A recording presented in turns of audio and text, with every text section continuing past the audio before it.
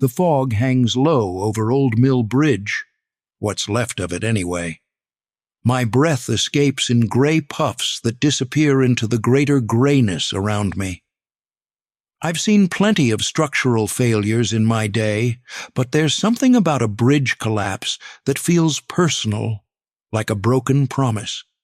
This heap of twisted metal had been carrying people safely for decades, until yesterday afternoon when it simply gave up. Or so they say. I pull my collar higher against the morning chill.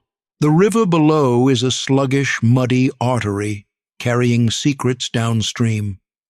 Yellow police tape flutters in the breeze, a half-hearted barrier between curiosity and caution. Beyond it, the bridge's midsection has folded into the water like a broken spine, leaving the two ends reaching toward each other like desperate hands that can't quite touch. A small cluster of official vehicles huddles at the near end. 2 police cruisers, a fire truck with no apparent purpose, and a city engineer's van.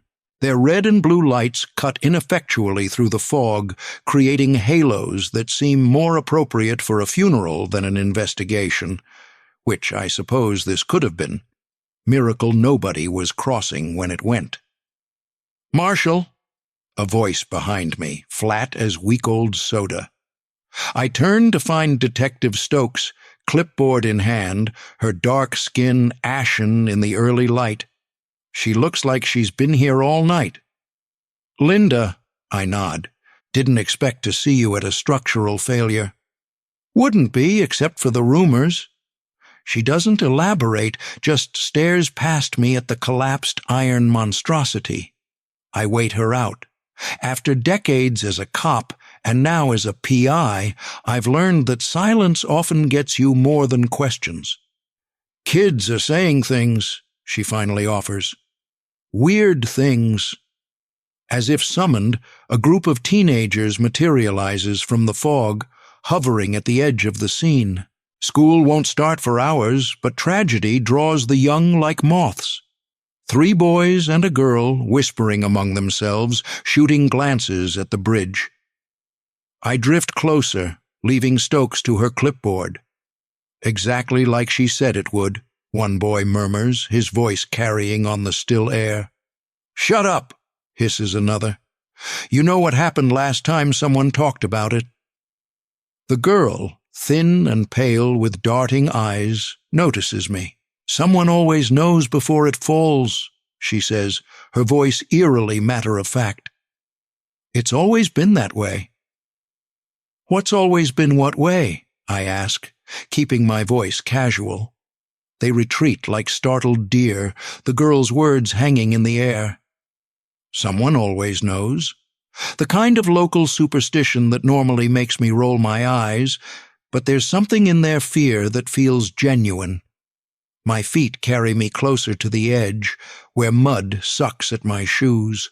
63 years on this earth and I still can't resist poking at mysteries. It's why I never truly retired, why I still take cases that interest me more than they pay me. This wasn't even a case, not yet, just a news item that drew me out of my apartment before my first cup of coffee. The bridge doesn't look like it collapsed from natural causes or neglect. The metal is twisted in ways that speak of sudden, catastrophic failure rather than gradual deterioration. I'm no engineer, but I've seen enough broken things in my life to know the difference between wearing out and breaking down. A uniformed officer approaches, young enough to make my knees ache in sympathy for his future self. "Sir, you can't be this close to the—" "He's fine," Stokes calls over. "Former detective, consulting." A lie, but a convenient one. She rejoins me, lowering her voice. "What do you make of it?" "Nothing yet," I admit, "except it doesn't look like simple metal fatigue." "That's what our engineer says. Preliminary, of course." "Of course." I don't mention the whispering teenagers or their cryptic warning. Stokes is practical to a fault. She'd dismiss it as the kind of ghost story that clings to old structures like moss. My phone vibrates in my pocket, An unexpected intrusion in this timeless scene. Unknown number. I consider letting it go to voicemail, but decades of habit win out. "Marshall," I answer. "Mr. Marshall?" A woman's voice, taut with anxiety. "My name is Leon Zhang. I got your number from the police station. They said you sometimes help with unusual situations." Unusual situations. Code for "the cops think I'm crazy." "I'm listening," I say, turning away from the bridge and Stokes's curious gaze. "It's my daughter, Maya." Her accent thickens with emotion. "She knew the bridge would fall. She told me 3 days ago that the ground was humming wrong there, that the metal was tired." A shaky breath. "No one believed her, but she knew." My eyes drift back to the collapsed structure. The teen's words echo. "Someone always knows." "Ms. Zhang," I say carefully, "what exactly are you asking me to do?" "To believe her," she says simply, "and to help us understand what's happening. She's only 12, Mr. Marshall, and she's having another episode now. She says something else is coming." My hands are numb from the cold, but I feel a warmth in my chest, an uncomfortable heat that I recognize as curiosity, the kind that's gotten me into trouble more times than I can count. "I'll come," I say, already moving toward my car. "Give me your address." As she recites it, I glance back at the ruined bridge. The fog has begun to lift, revealing more of the damage. In the strengthening light, I notice something odd, a pattern to the break that no amount of metal fatigue or river erosion could explain. Someone always knows before it falls. I have a feeling I'm about to meet that someone. The Zhang apartment sits on the 3rd floor of a building that hasn't seen fresh paint since the Carter administration. I climb stairs that groan like old dogs, past hallways carrying the competing scents of a dozen different cuisines. This is immigrant territory, the kind of place where people come to disappear into America while holding tight to whatever pieces of home they manage to bring along. I know before knocking that I'll find sparse furnishings, family photos, and fear behind this door. The fear is what brought me here. Leon Zhang opens the door barely wide enough to verify my face matches whatever mental image she formed during our brief call. She's small, barely reaching my shoulder, with hands that show the particular roughness that comes from cleaning other people's homes. Her eyes assess me with the wariness of someone who's learned that authority figures are rarely allies. "Mr. Marshall," she says, not a question. She steps back, opening the door just enough to let me pass. The apartment is exactly as I imagined and nothing like I expected. Clean to the point of severity, with furniture that serves function over comfort. What surprises me are the plants, dozens of them, turning the windows into small jungles. Not decorative houseplants, but herbs and seedlings in various stages of growth. The air smells of soil and ginger. "My daughter is in her room," Leon says, her accent thickening with what I recognize as fear. "She has not slept, not since—" She doesn't finish. "Since the bridge," I supply. She nods sharply. "You believe her? About what she felt?" "I'm here to listen," I say, neither confirming nor denying. 63 years has taught me that belief comes after evidence, but sometimes you have to act like you believe to get the evidence in the first place. Leon leads me down a short hallway to a partially open door. She knocks softly. "Maya? The detective is here?"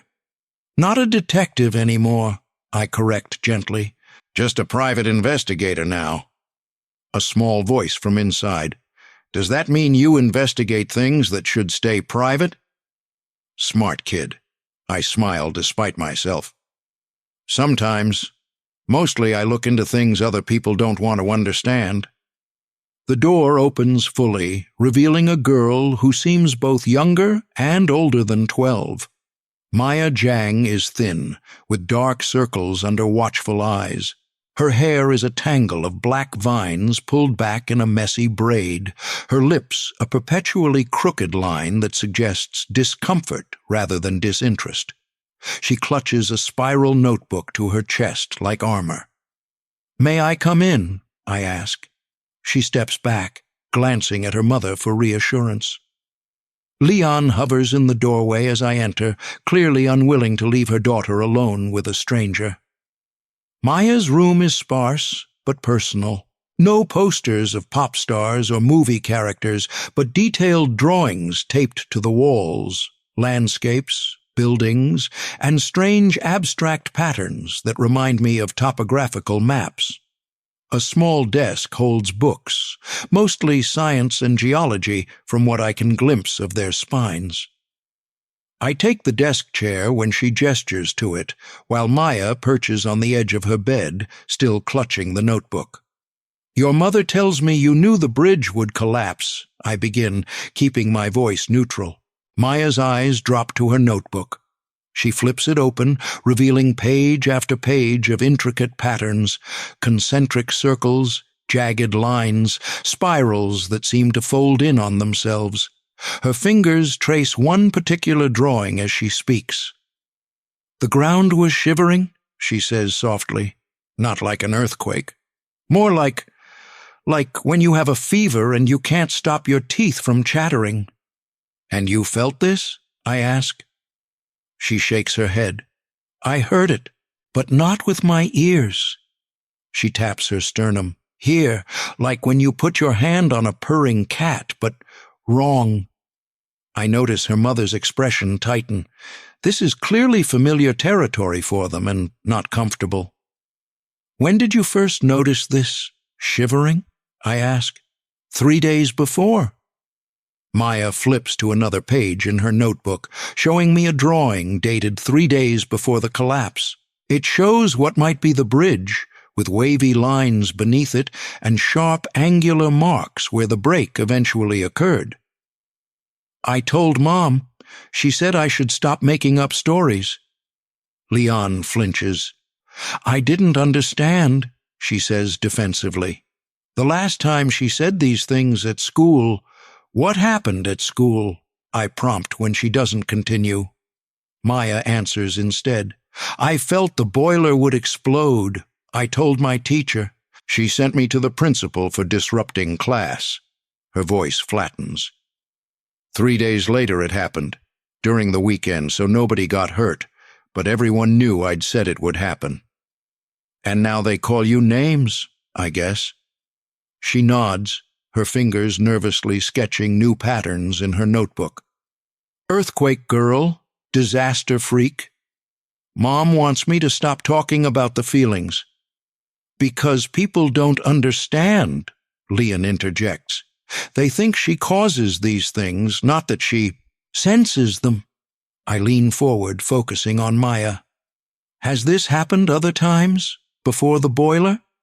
Her pencil moves faster, creating chaotic spirals. "In China, before we came here, there was a landslide near our village. I told Grandmother the mountain was crying." She swallows hard. "No one listened. 3 people died." "Maya was very sick after that," Leon adds quietly. "High fever. Doctors said her brain might have been affected." I've heard this before. Parents grasping for medical explanations when their children show signs of the inexplicable. Sometimes it's denial, sometimes protection. "And the bridge?" I ask, returning to the present. "Did you tell anyone besides your mother?" Maya's pencil stills. "I told my science teacher. He said bridges don't just fall down, that I should stop attention-seeking." Her voice drops to a whisper. "I put notes in people's mailboxes near the bridge. Anonymous, just saying it wasn't safe." That explains Stokes's comment about rumors. "Brave of you," I say. She looks up, surprised. Most adults would scold her for causing panic. Did anyone believe you? I ask. No one ever does, she says simply, and the resignation in her voice hits harder than any emotion could. I glance around the room again, noting details I missed before. The blinds are drawn despite the morning light. A glass of water on the nightstand has a film of dust on its surface. This is a room where someone has been keeping vigil. You haven't been sleeping, I observe. Maya shakes her head. The shivering stopped when the bridge fell, but now... She flips to a fresh page in her notebook, showing me today's drawing, concentric circles with a dark spot at the center, like a target. Something else is wrong. Not here, but... She waves vaguely. I don't know where yet. It's still far away, but getting closer. Leon makes a distressed sound. This is why I called you. The bridge was just the beginning, she says. I don't know what to do. I study Maya, trying to see past my own skepticism. I've investigated supposed psychics and mediums throughout my career. Charlatans, mostly, preying on the grieving or the desperate. But occasionally I've encountered things that defy explanation. This thin, exhausted girl doesn't strike me as a fraud or attention seeker. Maya, I say carefully, what do you think is happening to you? She considers this, her dark eyes measuring me, deciding how much truth I can handle. I think the earth talks to me, she says finally. Not in words, in feelings. When something's wrong, it tries to warn people. Most can't hear it. She shrugs. I can. The simplicity of her explanation catches me off guard. No elaborate mythology, no claims of divine power, just a matter-of-fact description that, in its way, makes more sense than it should. And right now, I say, it's telling you something else is coming. She nods, her fingers resuming their nervous sketching. Something bigger than the bridge. I feel the weight of the mother's gaze on me, the desperate hope that I might either explain away her daughter's gift or help them use it. I'm not sure I can do either. I'd like to look into the bridge collapse, I tell them both, and these feelings of yours, if you'll let me. For the first time, Maya's perpetual frown softens slightly. Not a smile, but a lessening of tension. You're the first grown-up who's asked permission, she says. That simple observation tells me more about what this family has endured than any detailed account could. The afternoon sun burns away the morning's mystery, leaving the collapsed bridge exposed like a body at autopsy. I return with questions that didn't exist during my first visit, Maya's words echoing between my ears. The official barriers have multiplied, more tape, more uniforms, a city worker in a neon vest who looks at my PI license like it's written in Sanskrit. He wears a hard hat tilted at a jaunty angle and a safety vest so new it practically squeaks when he moves, the very picture of authority hastily assumed. Sites closed to the public, he informs me, handing back my identification with obvious reluctance. I'm consulting with Detective Stokes, I say. The same half-truth from this morning that seems to have grown legs. She around? He gestures vaguely toward the far end of the bridge, where a cluster of people in various uniforms and suits examine clipboards and point at sections of the wreckage. I duck under the tape before he can change his mind, making my way carefully down the embankment toward the river's edge. The mud sucks at my shoes, releasing a smell that isn't quite right for riverbank, something metallic beneath the expected organic decay. I pause, taking a deep breath. There's an acrid note in the air, like the aftermath of a lightning strike. Maya's words come back to me. The ground was shivering. I reach the spot where the central section of bridge now lies half-submerged in the sluggish water. From this angle, the damage is more revealing than it appeared from above. The metal hasn't merely bent or broken. Parts of it look almost melted, with strange rippled patterns along the edges of the tiers. I've seen enough explosion damage in my years on the force to recognize the signs, but this isn't quite right for a bomb or gas leak. Scavenger hunting, Marshal? Stokes appears at my side, her practical shoes somehow clean despite the mud. Refreshing my memory, I reply. Anything new from the engineers? She consults her ever-present clipboard. Preliminary report suggests metal fatigue combined with possible foundation issues. The soil here is unstable, especially with the recent rains. I kneel, examining where one of the support pillars has cracked at its base. The fracture pattern radiates outward like a spider's web, but at its center is a peculiar blackened spot about the size of my palm. "What do you make of these?" I ask, pointing to similar marks visible on other broken sections. Stokes frowns. Engineers mentioned possible electrical discharge during the collapse, power lines nearby, water conduction, that sort of thing. After the collapse, not before? I press. She gives me a sharp look. "What are you getting at, Marshal?" I stand, brushing mud from my knees. "Just trying to understand the sequence. Cause and effect. Why the sudden interest in structural engineering? This isn't your usual beat." Her tone is casual, but her eyes are watchful. I shrug. I go where curiosity takes me.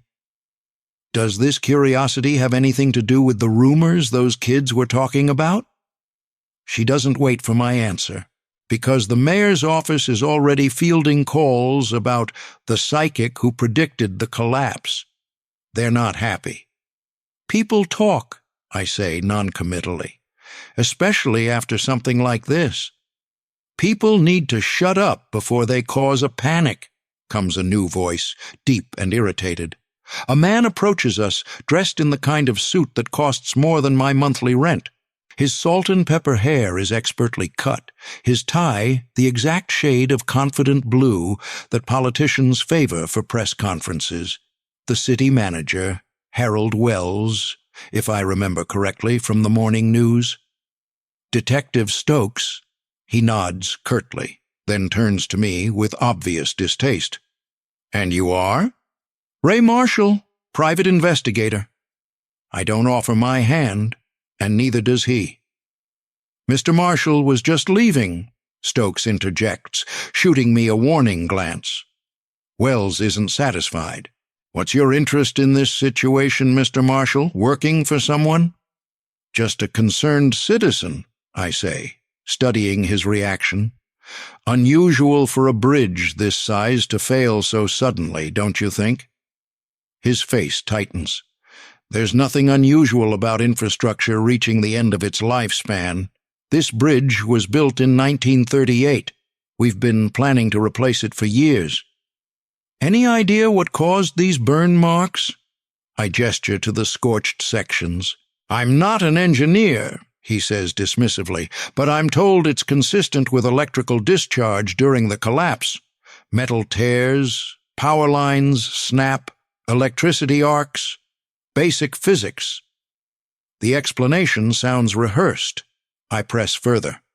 "I heard some local kids saying someone predicted this collapse. Any truth to that?" Wells's expression darkens. "Small towns breed superstitions, Mr. Marshall. After every disaster, someone crawls out of the woodwork claiming they knew it would happen. Usually it's attention-seeking or someone looking for a lawsuit against the city." "What about before the disaster?" I ask mildly. "Excuse me?" "I'm talking about predictions made before, not after. Specific ones." Wells exchanges a glance with Stokes.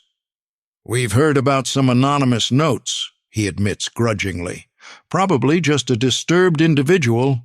Detective Stokes is looking into it as a potential public disturbance case." I look at Stokes, who at least has the grace to appear uncomfortable. "Anonymous notes warning about a bridge that actually collapsed seem worth more than a public disturbance charge," I observe. Or it could be someone who damaged the bridge themselves, then left warnings to create an alibi or build a reputation. Wells counters. We're not ruling anything out. A convenient explanation, and not entirely implausible, except for the part where the someone is a 12-year-old girl who can barely reach the neighborhood mailboxes. I turn back to the collapsed section, crouching to examine the mud more closely. Near one of the support pillars, the soil has a strange, crystallized quality, as if it briefly reached extreme temperatures. I scrape a small sample into a plastic bag I keep in my pocket, old habits from my detective days. If you're collecting evidence, that's tampering with a crime scene, Wells says sharply. Is it a crime scene? I ask, pocketing the sample. I thought it was an infrastructure failure. His jaw tightens. Figure of speech. Harold, a voice calls from the top of the embankment. Another suit, this one accompanied by a man with a television camera. Channel 8 is here for your statement. Wells straightens his already perfect tie. We'll have to continue this another time, Mr. Marshall. His tone suggests we won't. He turns to Stokes. Make sure the site is properly secured, Detective.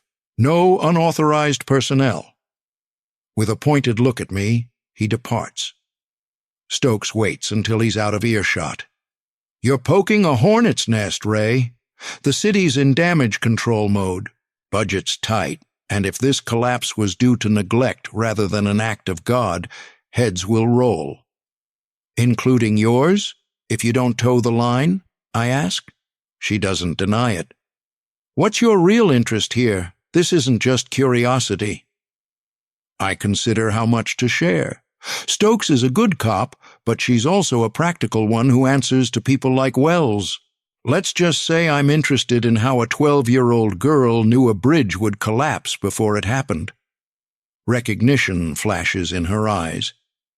The Jang girl, the one whose mother's been calling the station. She sighs. Ray, children say things all the time. Sometimes coincidences happen. 3 days before the collapse, she described the bridge supports as shivering. Look at these fracture patterns. I point to the spider web cracks. Tell me that doesn't look like vibration damage. Stokes frowns, professional interest momentarily overcoming skepticism. Even if she somehow noticed vibrations, that doesn't make her psychic. Maybe she crossed the bridge, felt it shake, and got scared. Maybe, I concede. But what about the scorch marks? The crystallized soil? The metallic smell? None of that fits the official explanation. What it fits is lightning damage, says a new voice. We turn to find a woman in mud-splattered work clothes approaching. Unlike the city officials, she looks like she's actually been examining the wreckage up close. She wears a weathered Department of Transportation badge clipped to her belt. There was no lightning storm yesterday, Stokes points out. The woman shrugs. Doesn't have to be. Could be accumulated charge from somewhere else. Ground current. I've seen it before. She glances over her shoulder, then lowers her voice. After the Wallace Street sinkhole last year. Same kind of marks. I don't recall hearing about electrical anomalies with that incident, I say. You wouldn't have. Her eyes meet mine briefly, then dart away. Official reports cited water erosion. Before I can ask more, she's called away by someone higher up the embankment. She leaves us with a last significant look that raises more questions than it answers. Stokes watches her go. Probably nothing, she says, but she doesn't sound convinced. I step back, taking in the whole scene again. The collapsed bridge now seems less like a simple structural failure and more like a crime scene, though what crime and who perpetrated it remains unclear. The scorch marks, the crystallized soil, the workers' cryptic comment about the Wallace Street sinkhole, pieces that don't fit the official puzzle. And at the center of it all, a 12-year-old girl who feels the ground shiver before anyone else. "I should get back," Stokes says, already turning toward the embankment. "Linda," I call after her, "be careful what you put in your report. Some questions are worth asking, even if the answers aren't convenient." She pauses, then nods slightly before continuing up the slope. I remain by the wreckage a moment longer, breathing in that strange metallic scent. My skepticism is warring with my instincts, and for once, I'm not sure which will win. Night settles over the Jang apartment building like a weighted blanket, heavy and confining.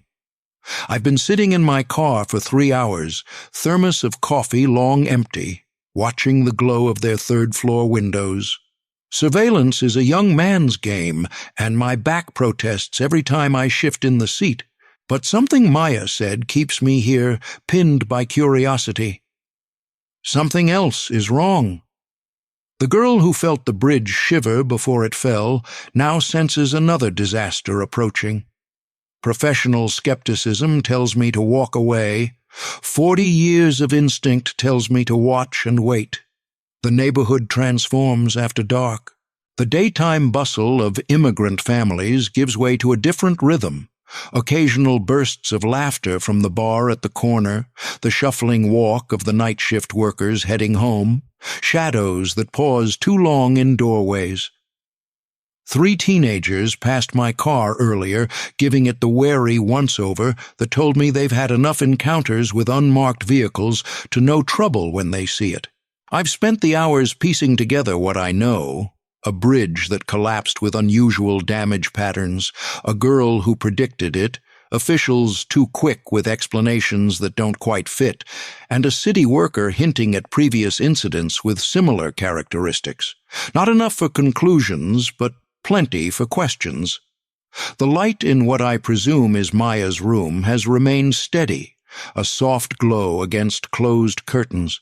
Occasionally I catch a shadow moving across the fabric, too small to be her mother. The girl is still awake at nearly midnight, perhaps keeping her own vigil against whatever she senses coming. My phone chimes softly. A text from Stokes. "Soil sample analysis back.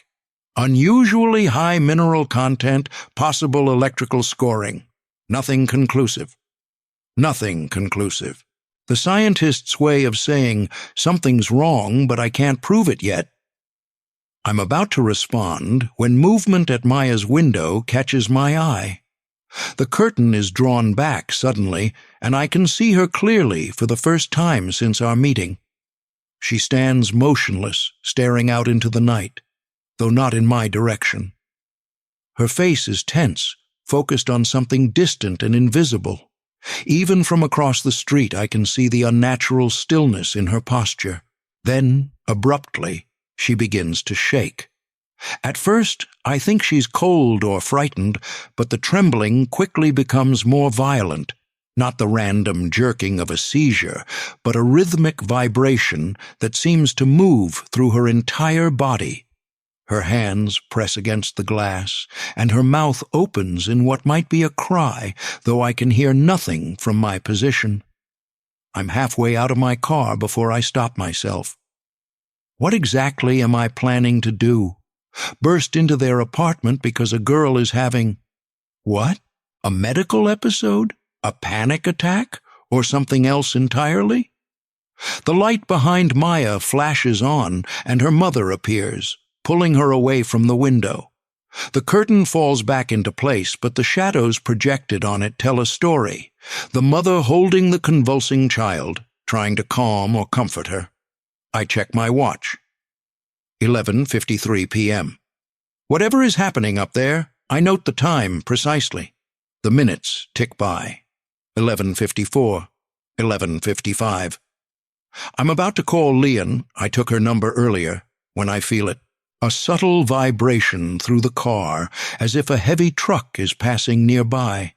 But there's no traffic on this residential street at this hour. The vibration intensifies. My coffee thermos rattles against the dashboard. A dog starts barking frantically in a nearby apartment. The streetlight at the corner flickers once, twice, then stabilizes. Earthquake. A small one, but unmistakable. It lasts perhaps 15 seconds before fading, leaving behind an eerie silence broken only by car alarms triggered by the tremor. I check the time again. 11:57 p.m. Almost exactly 4 minutes after Maya's episode began, windows light up across the street as residents are roused by the shake or the alarms. I see curtains part, faces peer out. From an open window I hear someone shout in Spanish about an earthquake, but my eyes remain fixed on the Zhang's apartment where the shadows have stilled. The curtain parts again. Maya stands there looking exhausted but calm, no longer trembling. Our eyes meet across the distance, hers finding mine unerringly in the darkness, as if she knew exactly where I would be. She raises one small hand in a gesture that might be a wave or a warning, then lets the curtain fall. I sit motionless, processing what I've just witnessed. Maya didn't just predict this tremor. She experienced it physically before it happened. 4 minutes before, to be precise. Not a vague feeling or a lucky guess, but a precise preview of seismic activity that her body somehow tuned into before the earth itself moved. My phone vibrates in my hand, an incoming call from an unknown number. At nearly midnight after an earthquake, this can't be coincidence. "Marshall," I answer, "you're watching the Zhang girl." A voice, digitally altered, neither male nor female. I say nothing, scanning the street for anyone who might be observing me. "She's not the first," the voice continues. "There have been others. Children who feel things before they happen." "Who is this?" I demand. "Someone who knows what happens to these children when certain people find them." A pause. "Check the insurance payouts after the Wallace Street sinkhole, the Westridge Mall roof collapse, the Pinehurst Elementary boiler explosion, all predicted, all covered by the same underwriter." My mind races to connect these incidents, all local disasters within the past few years, all with minimal casualties due to fortunate timing. "What are you suggesting?" I ask. "That some people profit from disaster, especially when they know exactly when and where it will strike." Another pause. "And some people will do anything to control a child who can provide that information." The call disconnects before I can respond. I immediately try to call back, but get an automated message saying the number is no longer in service. I turn my attention back to the Zhang apartment. The lights are still on, but the curtains remain closed. The street has begun to settle again after the minor quake, residents returning to bed once assured there's no danger. My hands grip the steering wheel too tightly, knuckles white in the dim light. The anonymous tip feels too convenient, too perfectly timed. But it also makes a twisted kind of sense. If Maya can truly sense disasters before they happen, that ability would be incredibly valuable to the right people.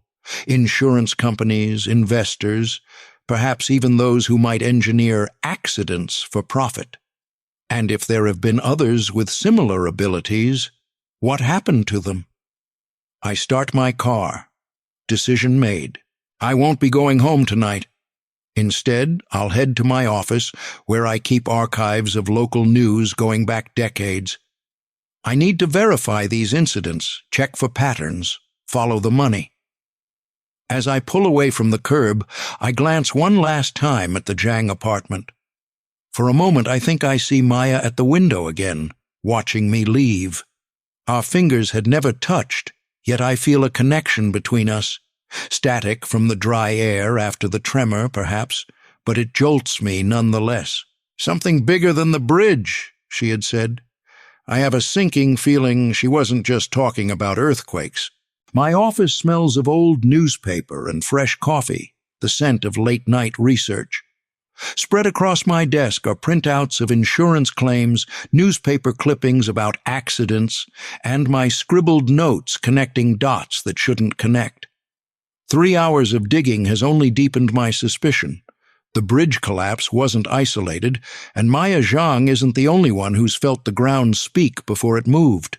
The Wallace Street sinkhole, the Westridge Mall roof collapse, the Pinehurst Elementary boiler explosion, all predicted, all covered by Millridge Mutual Insurance, all with minimal casualties thanks to routine inspections that happened just before disaster struck.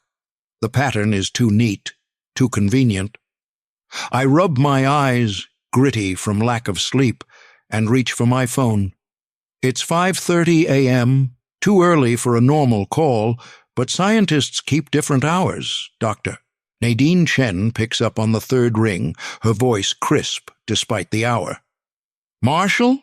I haven't heard from you since that tremor case in Oakwood. No pleasantries, just professional recognition. I've consulted with Dr. Chen before. She's one of the few seismologists in the area who doesn't immediately dismiss what she can't explain. I need a favor, Nadine. Off the books. A pause. Those are expensive words, Ray.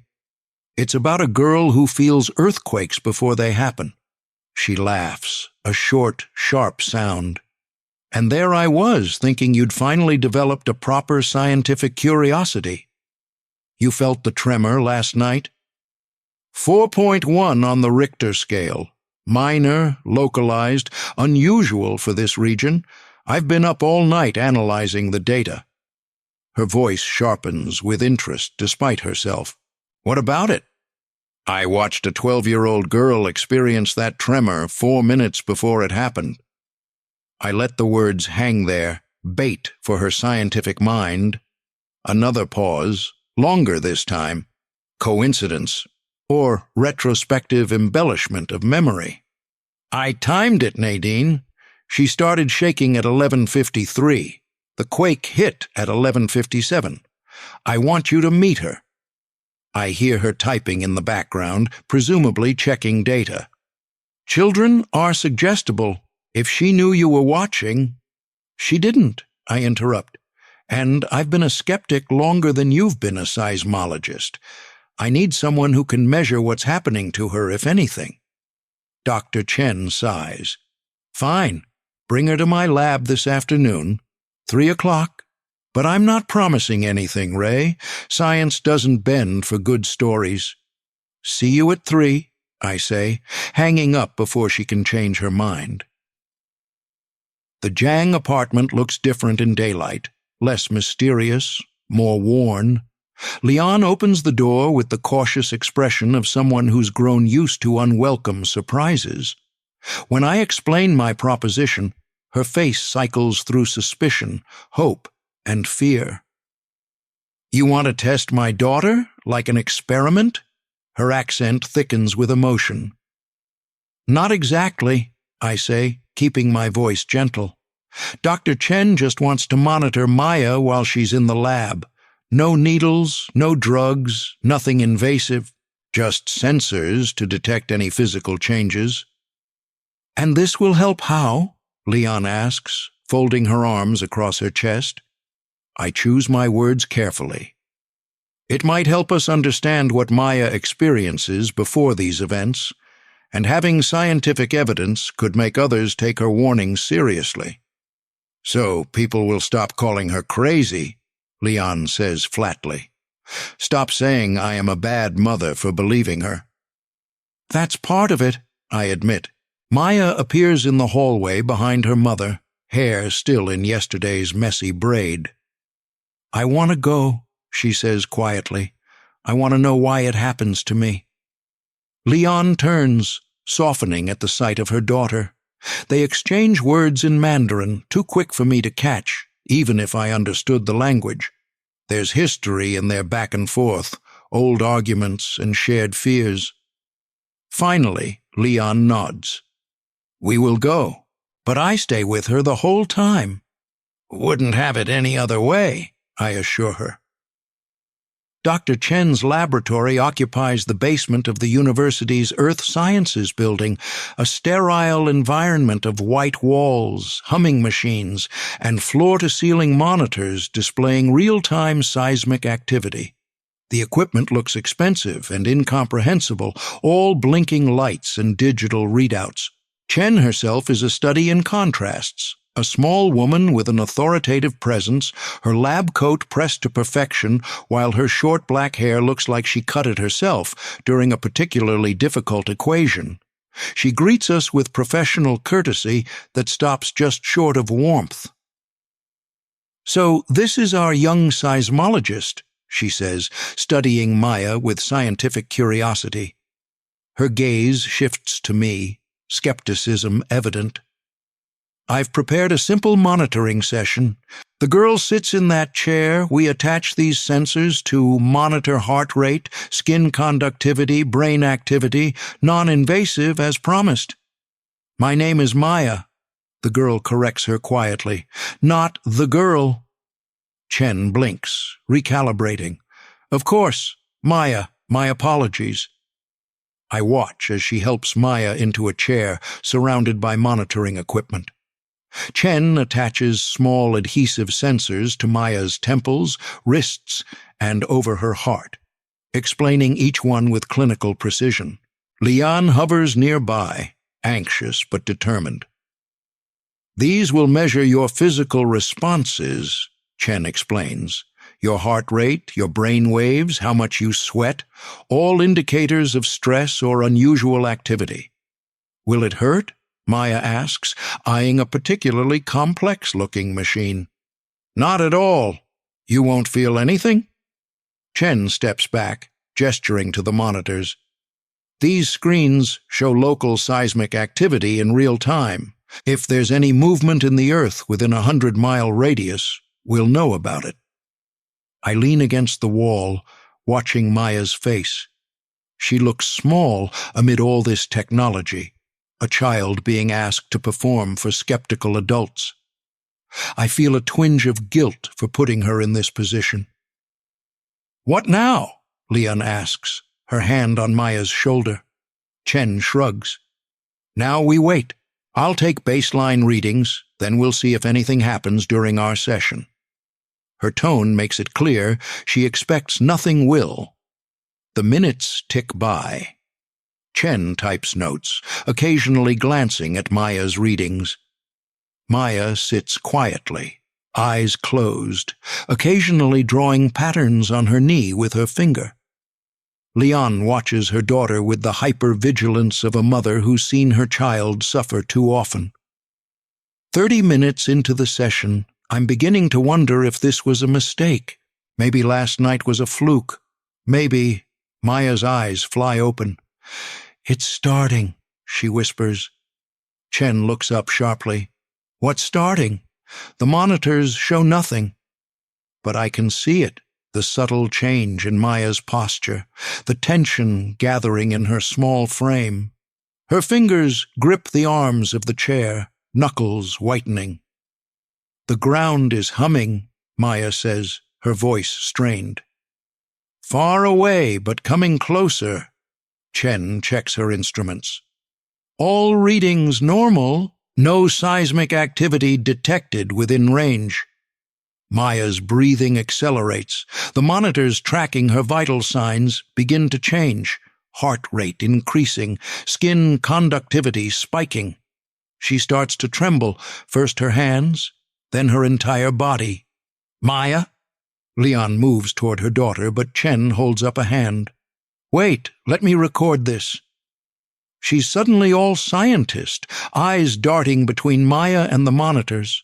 Fascinating physiological response, but my seismic equipment shows absolutely nothing. The trembling intensifies.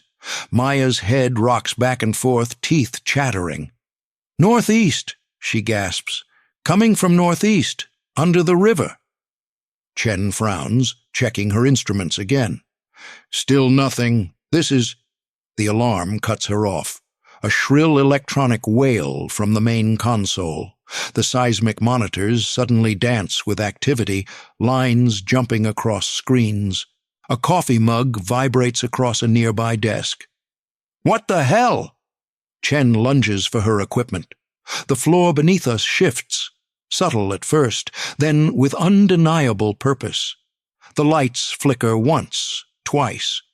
A pencil rolls off the desk and clatters to the floor. Just as suddenly as it began, the movement stops.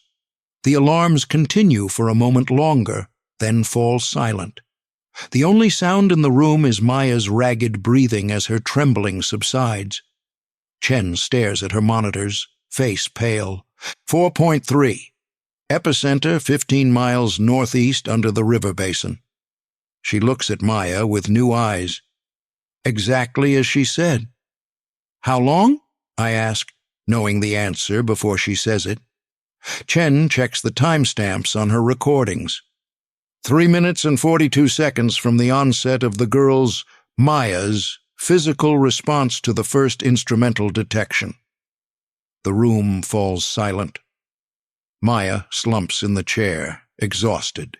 Lian rushes to her, murmuring comfort in their shared language as she removes the sensors. "This proves nothing," Chen says finally, but her voice lacks conviction. "It could be coincidence. We'd need multiple trials, controlled conditions." "You felt it," I interrupt. "You saw her. Time-stamped and recorded." Chen busies herself with her equipment, avoiding my gaze. "Science doesn't work on single incidents, Marshall. I need repeatable results, peer review."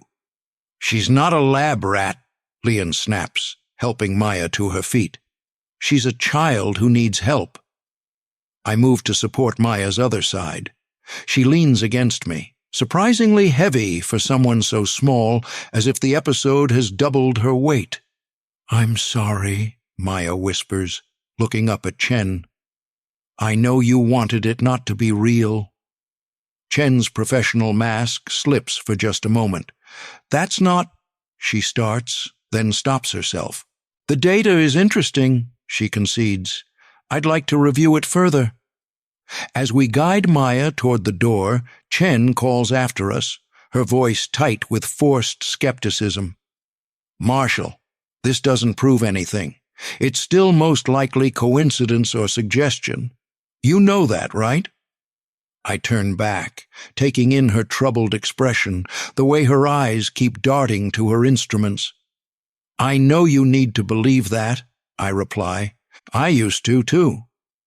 Outside, the late afternoon sun feels too bright after the lab's artificial lighting.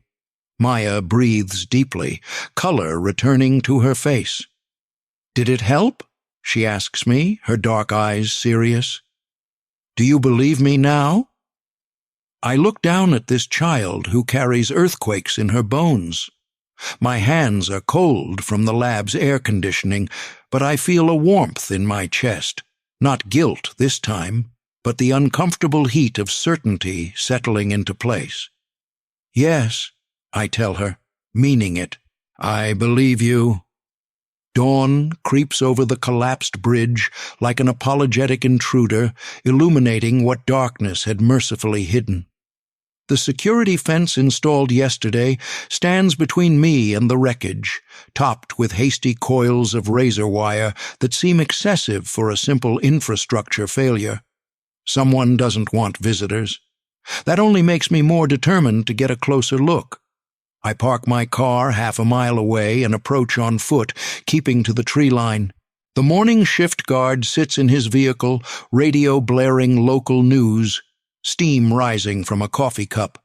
His attention drifts between his phone and the road, not toward the woods where I'm making my approach. Security 101. People look for threats where they expect them.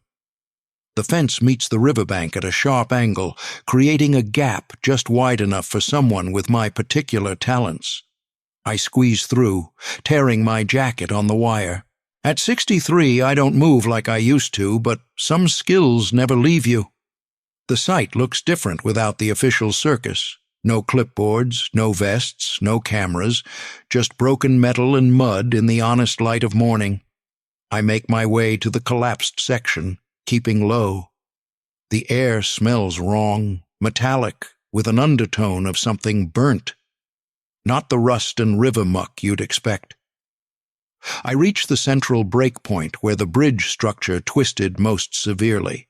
Up close, the damage looks even less like normal structural failure. The metal isn't just bent. In places, it appears almost melted, with ripple patterns flowing outward from specific points. I run my fingers along one such point, feeling uneven ridges that remind me of lightning strikes I've seen on trees.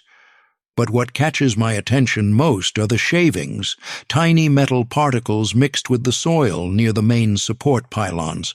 They glitter in the morning light, too fine and uniform to be debris from the collapse. I collect samples in small evidence bags, noting their distribution pattern. They're concentrated in perfect circles around each pylon, as if carefully placed. The scorching follows the same pattern, black marks radiating outward from central points at the base of each support. Not the random charring you'd expect from electrical discharges during a collapse, but precise, almost surgical. I take photos with my phone, including close-ups of where the metal appears to have bubbled and flowed. "Hey, you can't be in here!" The voice startles me, though I'd been expecting it. The security guard approaches, one hand on his holstered taser, the other holding a radio.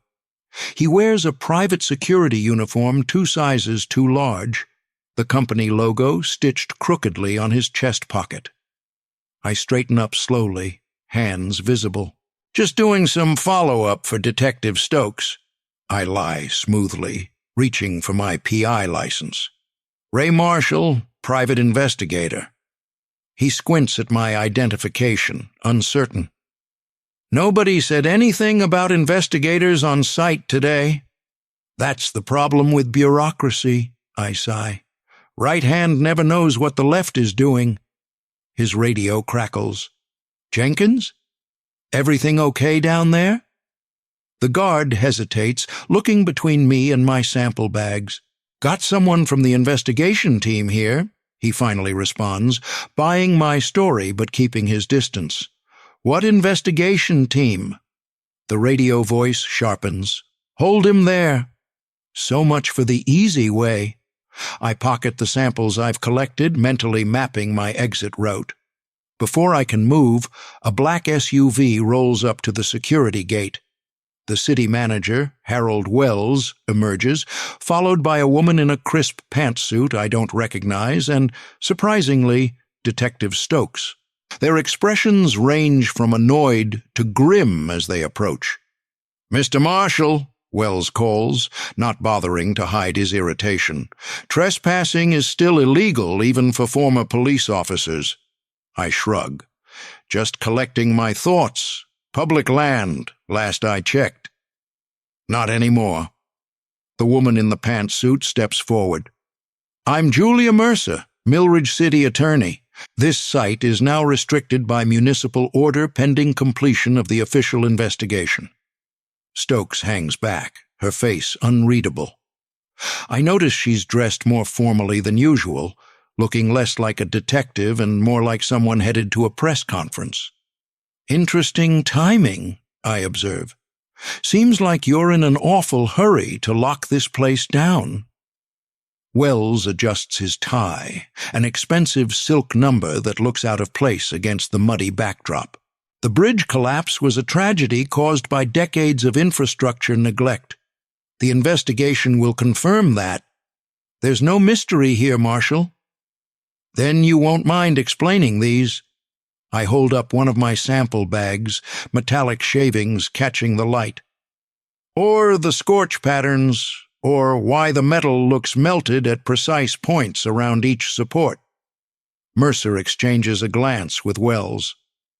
"Mr. Marshall, this is a complex structural failure. Laypeople often misinterpret evidence. Our engineers are fully qualified."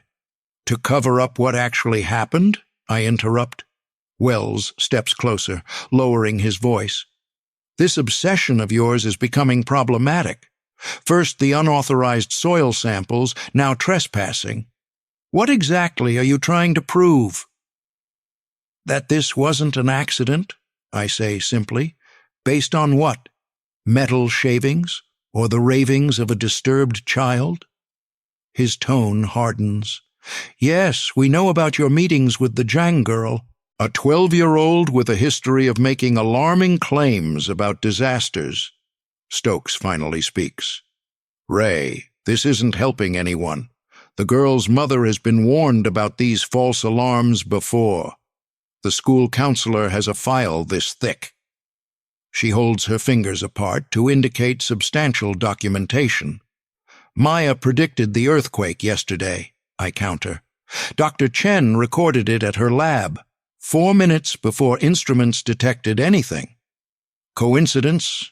Mercer dismisses. Children are suggestible, especially troubled ones seeking attention. Maya's not troubled, I say, feeling my temper rise.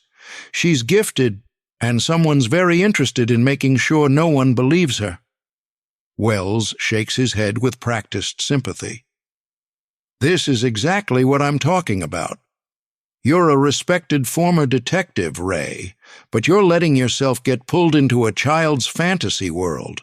It's concerning. What's concerning is how eager you all are to shut down any questions about what really happened here. Mercer steps in, her voice soft but firm. Mr. Marshall, we understand that retirement can be difficult for men of action like yourself. It's natural to look for mysteries, for purpose, but you're causing real harm here, to the city's recovery efforts, to your own reputation, and to that poor girl and her mother. How am I harming them? I demand. By encouraging delusions, Wells says, by giving credibility to behavior that needs professional intervention. The Jang girl needs help, not an audience. I look to Stokes, hoping for some support, but her eyes are on the ground. The mayor's holding a press conference at noon, she says, announcing the preliminary findings and the rebuilding plan. It would be best if you weren't complicating the narrative. The message is clear. Back off, or face consequences. I'll show myself out, I say, moving toward the fence gap I used earlier. Wells calls after me. This is friendly advice, Marshall. Find another hobby before you drag yourself, and others, down a rabbit hole they can't climb out of. I don't respond. Just keep walking. But my mind is racing. Their pushback is too coordinated, too rehearsed. They were ready for me, which means they've been watching. Maybe watching Maya, too. Back at my car, I examine the samples I collected. The metallic shavings catch the light strangely, almost glowing in their little plastic bags. I've seen something similar before, years ago, during a case involving industrial sabotage. Thermite residue used to cut through metal supports cleanly and quickly. I check my watch. The press conference is in 3 hours. Enough time to visit an old contact at the university's materials lab. If these shavings are what I suspect, no amount of official statements will explain them away as normal structural failure. Wells and his cronies want me to drop this case, to dismiss Maya as troubled. Their pressure only convinces me of one thing. I'm getting closer to a truth they desperately want to keep buried beneath the twisted remains of that bridge. As I start my car, I catch sight of a black sedan pulling onto the road behind me. Too new, too clean for this neighborhood. I'm being followed now. Good. It means they're worried, and people only worry when they have something to hide. The Jang apartment feels different today, heavier, like the air before a storm. Maya sits cross-legged on the living room floor, surrounded by dozens of drawings, each one more troubling than the last. Dark circles shadow her eyes, and her hands move constantly, adding details to a map that sprawls across multiple taped-together pages. She barely looks up when I enter, just continues her fevered sketching as if completing the drawing is more vital than breathing. Leon hovers in the kitchen doorway, arms wrapped around herself. "She's been like this since yesterday," she whispers. "After the test with the doctor. No sleep, just drawing." I kneel beside Maya, careful not to disturb the ordered chaos of her papers. Up close, I can see the tremor in her hands, the slight bobbing of her head, subtle echoes of the violent shaking that preceded the earthquake. "Maya," I say softly, "can you tell me what you're drawing?" Her pencil stills. She looks up, eyes fever-bright and ancient in her young face. "Places that will break," she says simply. "I see them in my dreams now. Not just feelings anymore. Pictures." She pushes a drawing toward me, a detailed sketch of what appears to be a parking garage with fracture lines spreading through concrete support columns. Another shows what might be a water tower, its legs buckling in precisely illustrated patterns. "These came to you in dreams?" I ask, keeping my voice neutral though my pulse quickens. She nods, hair falling across her face. "They start the same. I'm floating above the place. Everything looks normal. Then I hear the humming, like with the bridge, but different for each place, and I watch it happen over and over." Her voice drops to a whisper. "Sometimes there are people inside." Leon makes a distressed sound from the doorway. "I called her school, told them she's sick. How can she go like this? The other children already call her names." Maya ignores her mother's concern, instead pulling the large map to the center of her paper constellation. "This is all of them," she says. "Every place I've dreamed about. The red ones already happened. The yellow ones are coming." I study the map, recognition sparking like static. It's Green Hollow and the surrounding county rendered with surprising accuracy for a child. Red circles mark familiar locations: the bridge, the elementary school where the boiler exploded last year, the Wallace Street sinkhole. Yellow circles highlight a dozen more sites: the county water treatment plant, an office building downtown, the shopping mall on the east side. "When did you start making this?" I ask, fighting to keep my voice steady. "After the bridge. The dreams got stronger." She points to a red circle near the edge of town. "This was the first one I ever felt 3 years ago. No one believed me then either." I recognize the location, an old warehouse that collapsed during a storm. Officially ruled weather damage, insurance paid out nearly $2 million to the property owner. "Do you mind if I take a picture of your map?" I ask, already reaching for my phone. She doesn't object, just watches me with tired eyes as I photograph her work. My mind races, comparing her marked locations with the insurance records I've been researching. The pattern is undeniable.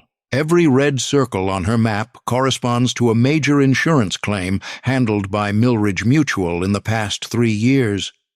"Maya," I begin carefully, "have you ever shared this map with anyone else? Anyone who might have come to your house, asked questions about what you can do?"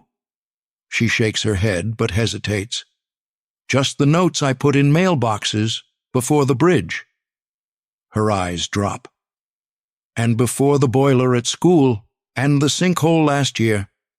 Leon moves closer, defensive. "She was trying to warn people, to help." "I know," I assure her. "I'm not blaming Maya.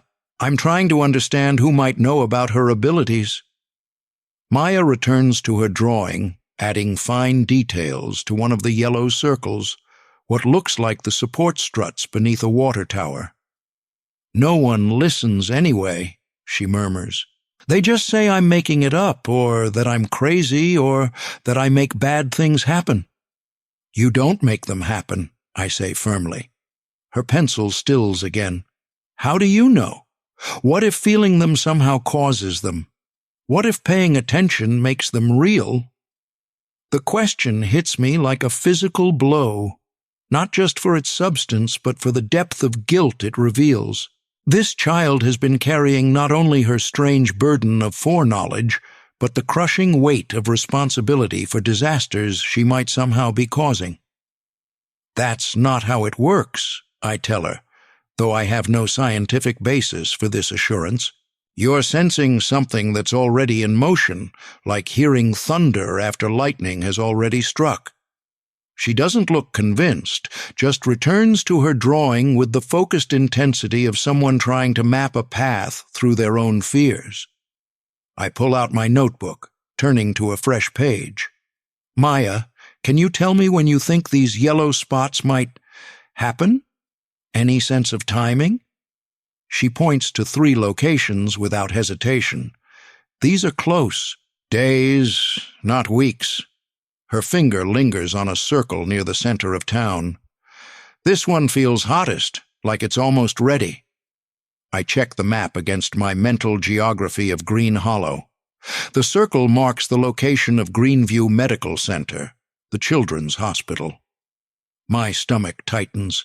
A structural failure there would be catastrophic, not just in physical damage, but in lives lost. Children's lives. You're sure about this one? I press gently. She nods, solemn. The ground under it is angry. Vibrating wrong. She closes her eyes briefly. Metal bones twisting. I make detailed notes, trying to parse the literal from the metaphorical in her descriptions. Is she sensing actual metal fatigue in the building's supports? Subsidence in the ground beneath? Or something more deliberate, like the thermite residue I found at the bridge? Ray, Leon's voice interrupts my thoughts, using my first name for the first time. Why are you investigating this? Really? Her eyes are hard with maternal protectiveness. Everyone else calls my daughter crazy. What makes you different? The question catches me off guard with its directness. Why am I here, really? Professional curiosity? The thrill of the chase? Or something more personal? I lost someone, I hear myself saying. Years ago, a case I couldn't solve, a missing child. Everyone said she just ran away, that there was no foul play, but I knew something was wrong. I close my notebook, suddenly uncomfortable with the parallel. No one would listen then either. And you never found her, Maya says quietly. Not a question. No. The admission costs me something, even after all these years. I keep thinking if I'd just pushed harder, looked deeper. I trail off, realizing I'm confessing to a 12-year-old. You think helping me will fix that? Maya observes with uncomfortable perception. Make up for the girl you couldn't save. The room seems to shrink around her words. Am I projecting onto this case? Seeing connections that aren't there because I need redemption for past failures? The doubt creeps in, cold and familiar. Maybe, I admit, but that doesn't mean you're wrong about what you're feeling. The evidence supports you. The timing of the bridge collapse, the earthquake in Chen's lab, the pattern of these locations matching insurance claims. Maya's eyes brighten slightly at this validation. You really believe me? I do. And I realize with some surprise that it's true. Whatever my initial motivations, I've crossed the line from professional skepticism to genuine belief. Then help me stop the next one, she says, tapping the yellow circle over the hospital. I don't want to just know it's coming. I want to keep it from happening. Leon makes a sound of protest. Maya, no, this is dangerous. Let Mr. Marshall handle it. Mom, Maya says with sudden intensity, children will die. I see them in my dreams. The simplicity of her statement silences us both. I look at the map again, at the precision of her drawings, at the exhaustion etched into her young face. Whatever is happening, whether natural disaster or deliberate sabotage, Maya is at the center of it. And now, so am I. We'll stop it, I promise, though I have no idea how. But I need you to tell me everything you see in these dreams, every detail, no matter how small or strange. Maya nods, relieved. She gathers her drawings, organizing them with surprising methodicalness for a child her age. I'll show you all of them, but you have to promise me something too. What's that?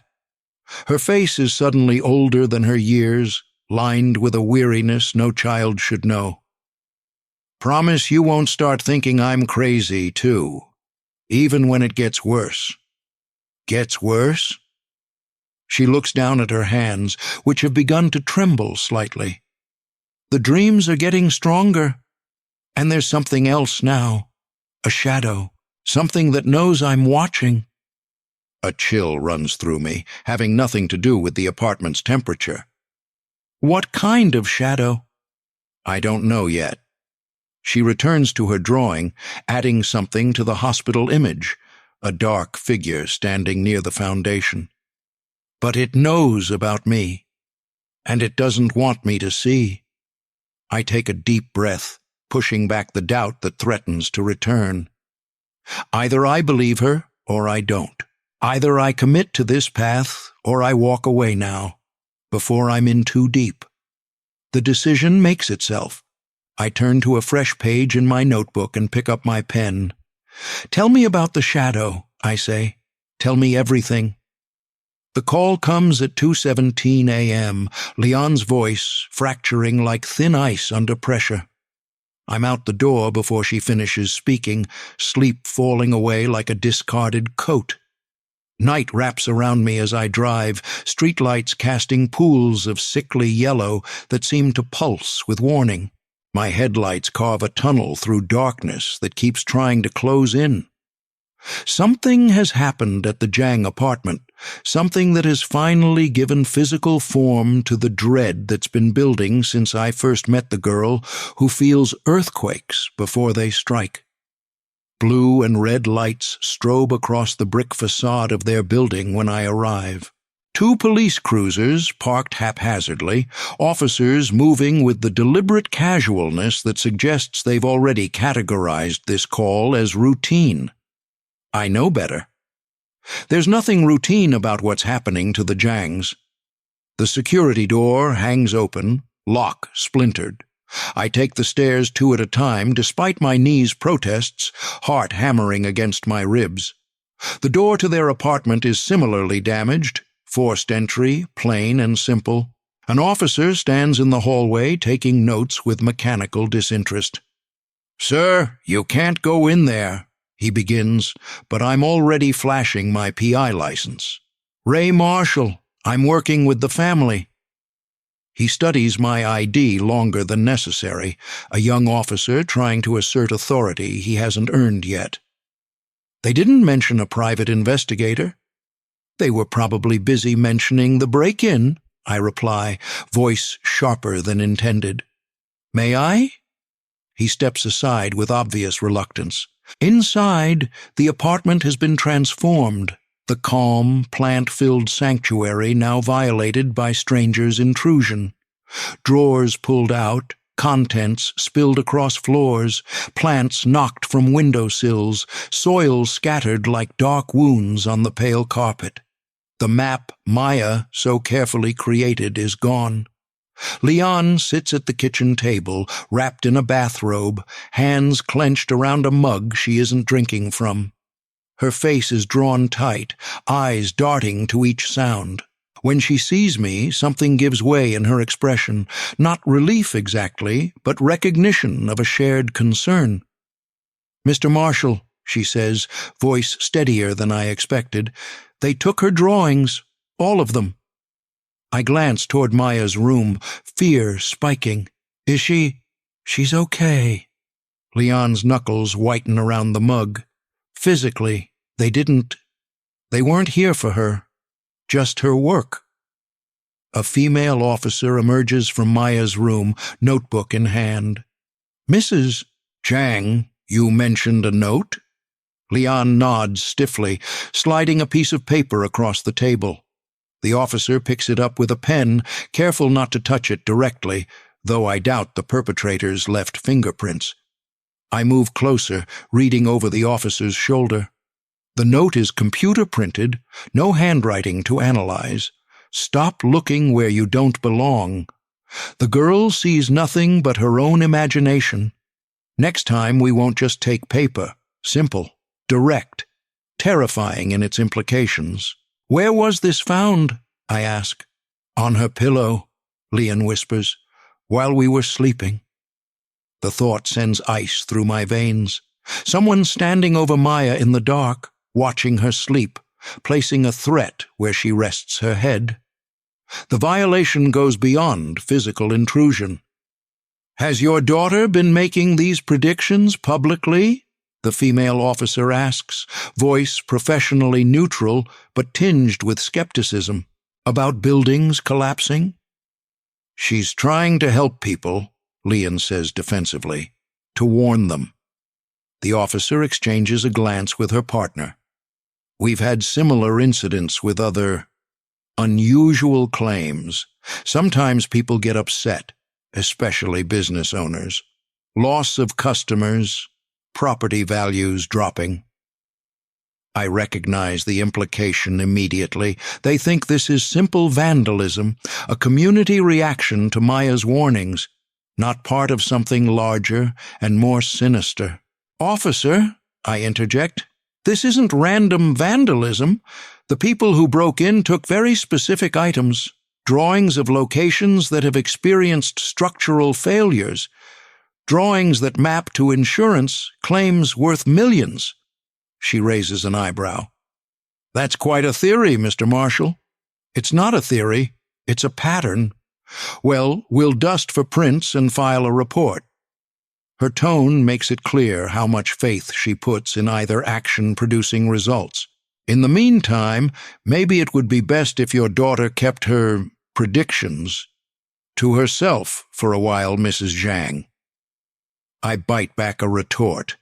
These officers aren't the enemy. They're just doing their job as they understand it, fitting this incident into familiar categories. They can't see the larger picture because they don't have all the pieces. "Where is Maya now?" I ask Lian after the officers move to the kitchen to continue their investigation. "In her room." Lian's voice drops. "She won't speak. Not since we found the note." I move toward the hallway, but Lian catches my arm. Her grip is surprisingly strong, fingers digging into my sleeve. "This is because of you," she says, voice low and raw. "Before you came, we were managing. Now," she gestures at the ransacked apartment, "now they know where we live. They know my daughter's face." The accusation lands like a physical blow because it carries truth. I did this. My investigation, my encouragement of Maya's abilities, my certainty that I could protect them, all of it has led here. "I'm sorry," I say, the words pathetically inadequate. "I never thought—" "You never thought they would come for a child?" Her eyes glitter with unshed tears. "You are a detective. You should know how the world works." She's right. I do know. I've seen what people will do when money or power is threatened.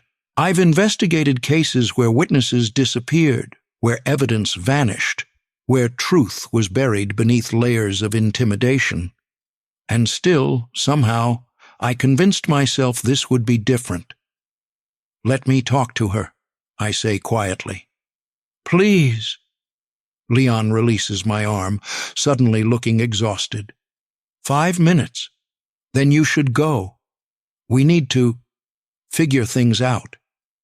Maya's room is a testament to calculated intrusion, drawers emptied but not broken, bed disturbed but not destroyed, someone looking for specific items, not causing random damage.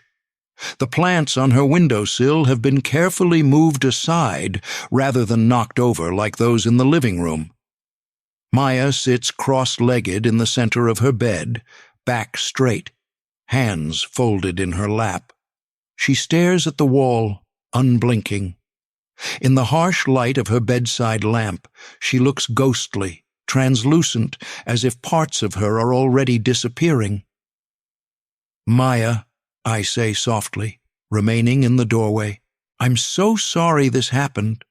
She doesn't respond, doesn't even seem to register my presence. I take a step closer. The police are taking this seriously. A lie, but a necessary one. "We'll find who did this." "You won't," she says finally, voice flat. "They're too careful. They've done this before." "Done what before?" Her eyes shift to me, dark and knowing. Silenced people like me. The shadow has practice. A chill creeps up my spine. "What shadow, Maya? Who are you talking about?" "In my dreams, there's always a shadow watching the buildings fall, not causing them, watching them, waiting for them." Her voice gains strength as she speaks. "It knows when things will break, just like I do."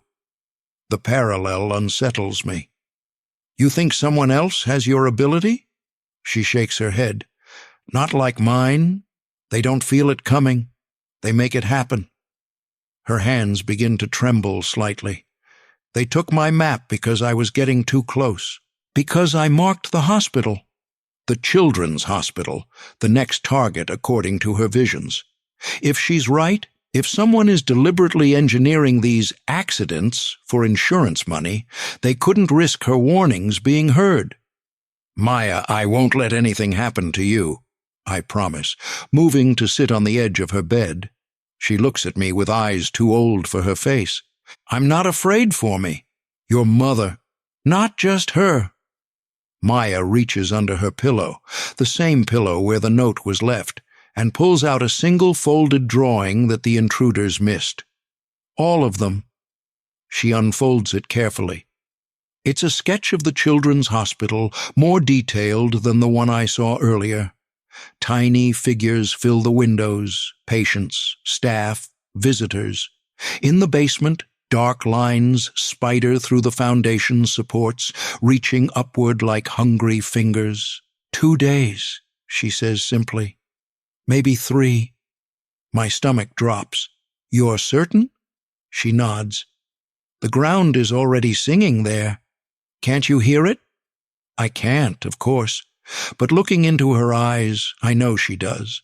The same vibration she felt before the bridge collapsed, before the earthquake rattled Dr. Chen's lab. "Maya," I begin carefully, "after what happened tonight, maybe you and your mother should leave town for a while. Stay with relatives until—" "We don't have relatives," she interrupts, "and it wouldn't matter. The shadow would find us." "The shadow isn't real," I say gently. "Whoever broke in is just trying to scare you." "They didn't scare me," she says with unexpected fierceness. "They made me angry." Her chin lifts slightly. "I'm going to stop them." "Maya, no, this is dangerous. These people will hurt more people if I don't help." She folds the drawing carefully. "You came to me because you thought I could make a difference. Were you lying?" The question stings because it exposes my own contradiction.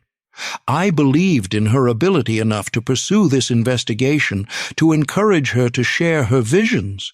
But now that real danger threatens, I'm ready to shut her away, to remove her from the equation, just like everyone else in her life has tried to do. I look at the drawing in her hands, at the determination in her young face, my guilt over involving her wars with my certainty that she's right, about her abilities, about the threat to the hospital, about all of it. "No," I answer finally. "I wasn't lying, but I never meant to put you in danger." "I was already in danger," she says simply. "Before you came, before the bridge. Knowing things others don't want you to know is always dangerous. The wisdom in her words makes my chest ache. This child understands more about the darkness in the world than she should have to. We'll stop them, I promise, though I have no clear plan how. But we'll be smarter, more careful. And you have to promise me something. What? No more warnings to the public. Not yet. Whoever is doing this is watching for them now. We need to work quietly. She considers this, then nods. Okay, but you have to promise me something too. Anything. Don't disappear. Her voice cracks slightly. Adults always do when things get scary. They stop believing, or they get tired, or they decide I'm crazy after all. The simple plea hits harder than any accusation. I reach out, hesitant, then gently take her small hand in mine. Her fingers are cold, but they grip with surprising strength. I won't disappear, I tell her, meaning it more than any promise I've made in years. We're in this together now. My office looks like the lair of a conspiracy theorist, walls papered with photographs, documents, and maps, all connected by red string that traces patterns only I can see. The metallic shavings from the bridge sit in labeled evidence bags beside soil samples from the Wallace Street sinkhole that I managed to obtain through less than official channels. My coffee has grown cold, forgotten during the 6 hours I've spent piecing together a puzzle that becomes more disturbing with each connection I make. At the center of it all, a printout of Maya's map, recreated from the photographs I took before the break-in. Red circles mark disasters past. Yellow circles predict calamities to come. The children's hospital glows like a wound at the heart of the town, surrounded by my scribbled notes and questions. I step back, studying the timeline I've constructed. The Wallace Street sinkhole, 3 years ago. The Pinehurst Elementary boiler explosion, 18 months later. The West Ridge Mall roof collapse last winter. The Old Mill Bridge, 3 days ago. Each disaster resulted in minimal casualties due to fortunate timing. The sinkhole opened on a Sunday morning when the street was empty. The boiler exploded during a teacher workday. The mall roof collapsed after hours. Coincidences, perhaps. Or something more calculated.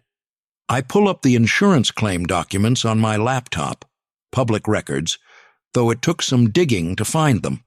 Each property was insured by Millridge Mutual, each claim processed with surprising speed, each payout substantial.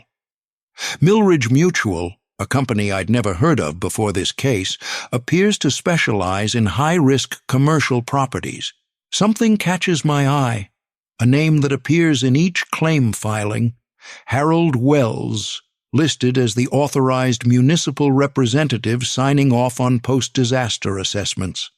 The same Harold Wells who now serves as city manager, the same man who tried to chase me away from the bridge investigation. I dig deeper, pulling up the company registration for Millridge Mutual. The corporate structure is deliberately opaque, a maze of shell companies and holding firms. But buried in the documentation is a familiar address, 245 Main Street, Suite 300, the same building that houses the city manager's office. My phone rings, startling me from my research. Unknown number. Given recent events, I answer with caution. Marshall. Mr. Marshall? A woman's voice, hushed and nervous. This is Janet Byers from the town clerk's office. We met last year when you were researching that missing persons case. I remember her. Mid-50s, glasses on a chain, the kind of career civil servant who knows where all the bodies are buried, metaphorically speaking. Yes, Mrs. Byers. What can I do for you? It's what I can do for you. Her voice drops even lower. I saw you requesting those insurance records, and I've heard things about your interest in the bridge collapse and that Jang girl. My alertness sharpens. What things exactly?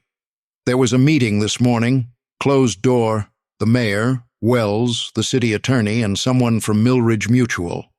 A pause, the sound of a door closing.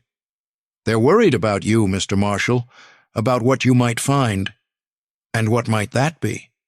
Inspection records for all those properties that failed. They're all falsified, backdated approvals, missing structural assessments, engineers' signatures on reports they never wrote. She takes a shaky breath. I process all the paperwork. I've been seeing irregularities for years, but after what happened to Frank Donovan when he started asking questions, the name clicks into place. The city engineer who resigned suddenly? 3 years ago? Resigned is the official story. He actually disappeared, left his house unlocked, coffee still warm. Her voice wavers. A week after he flagged concerns about the Wallace Street construction permits. The first disaster on Maya's map, the beginning of the pattern. Mrs. Byers, I need copies of those falsified records. That's why I'm calling. I've been making copies for months, keeping them as insurance, I guess. A bitter laugh. I was too afraid to do anything with them, but after the bridge, those people could have died. And more will if we don't stop this, I say, thinking of the children's hospital. Can you meet me? Tonight, 8 o'clock, the diner on Elm. She lowers her voice further. There's more you need to know about the children's hospital. My blood runs cold. What about it? The foundation inspection was rushed.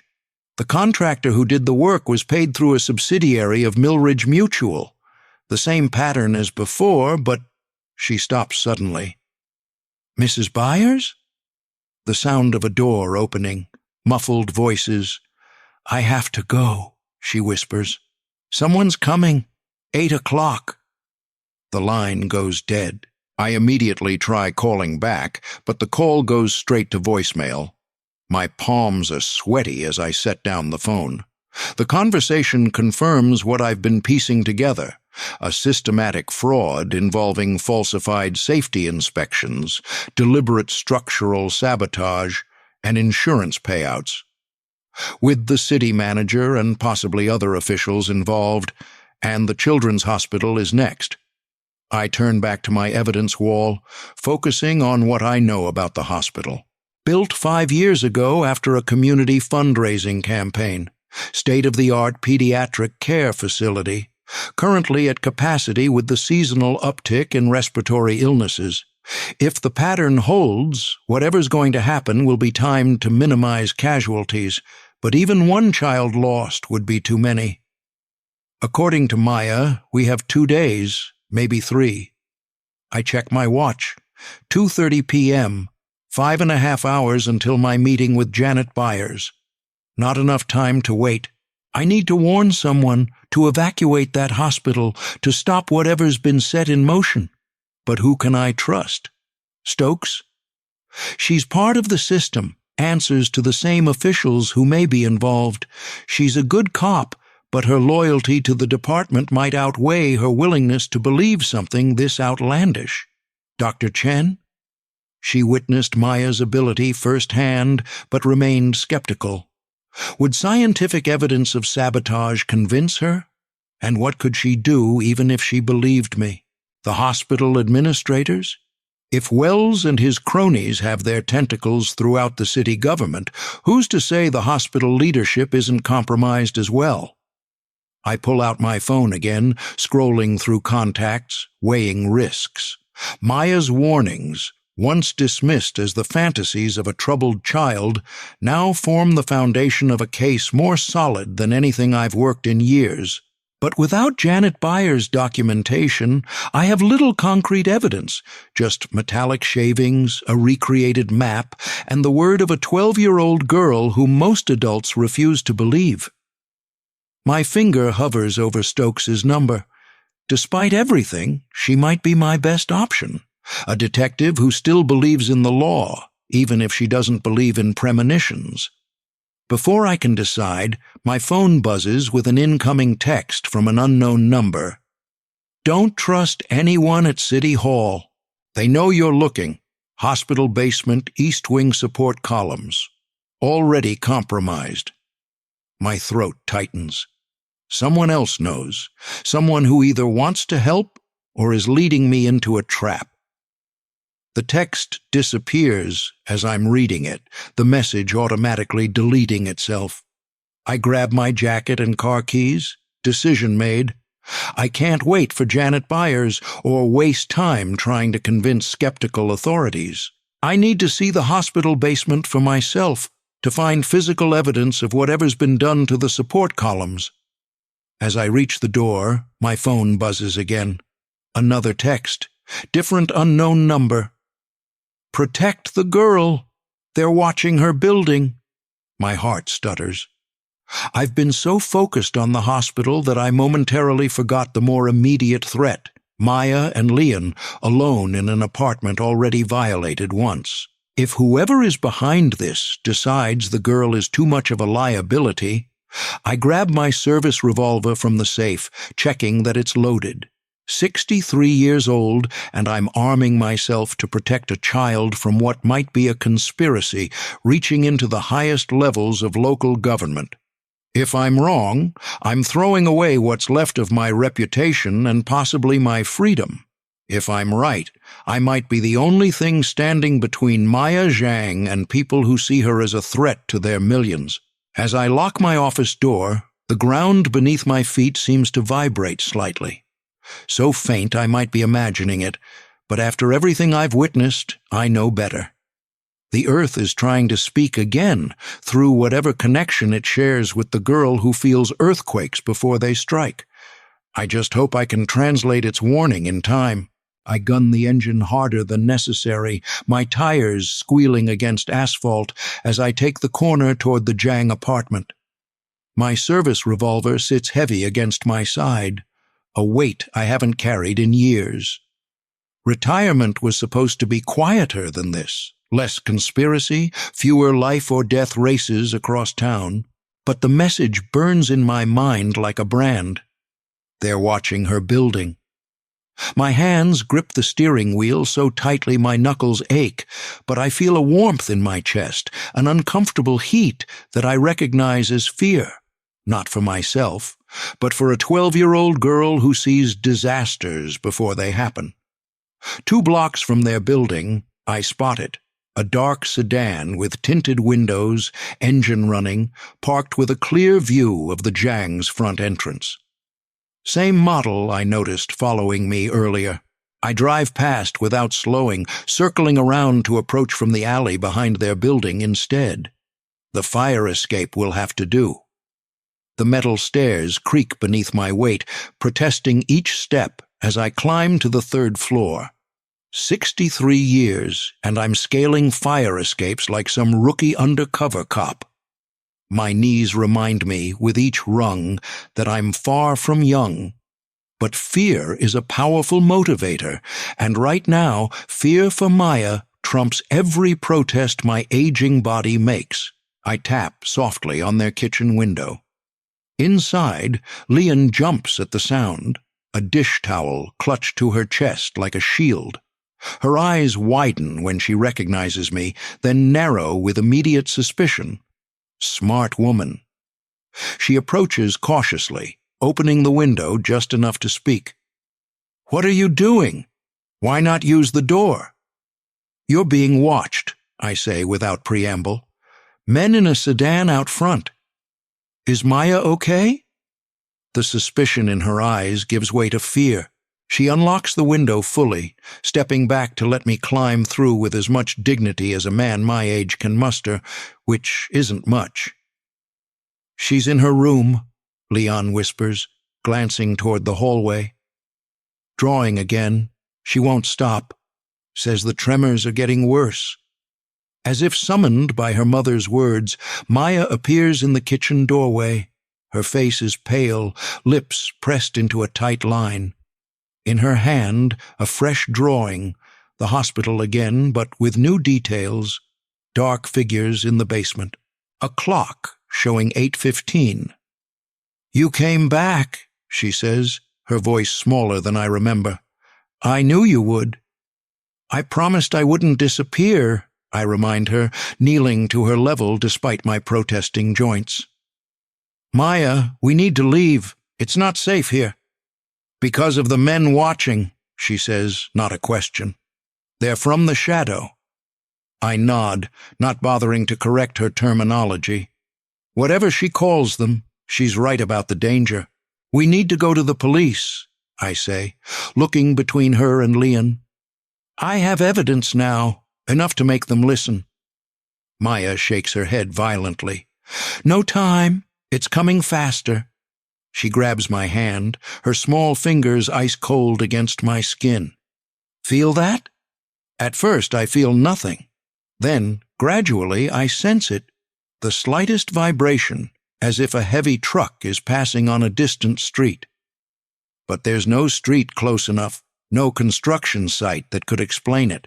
"The hospital," she whispers, eyes wide and frightened.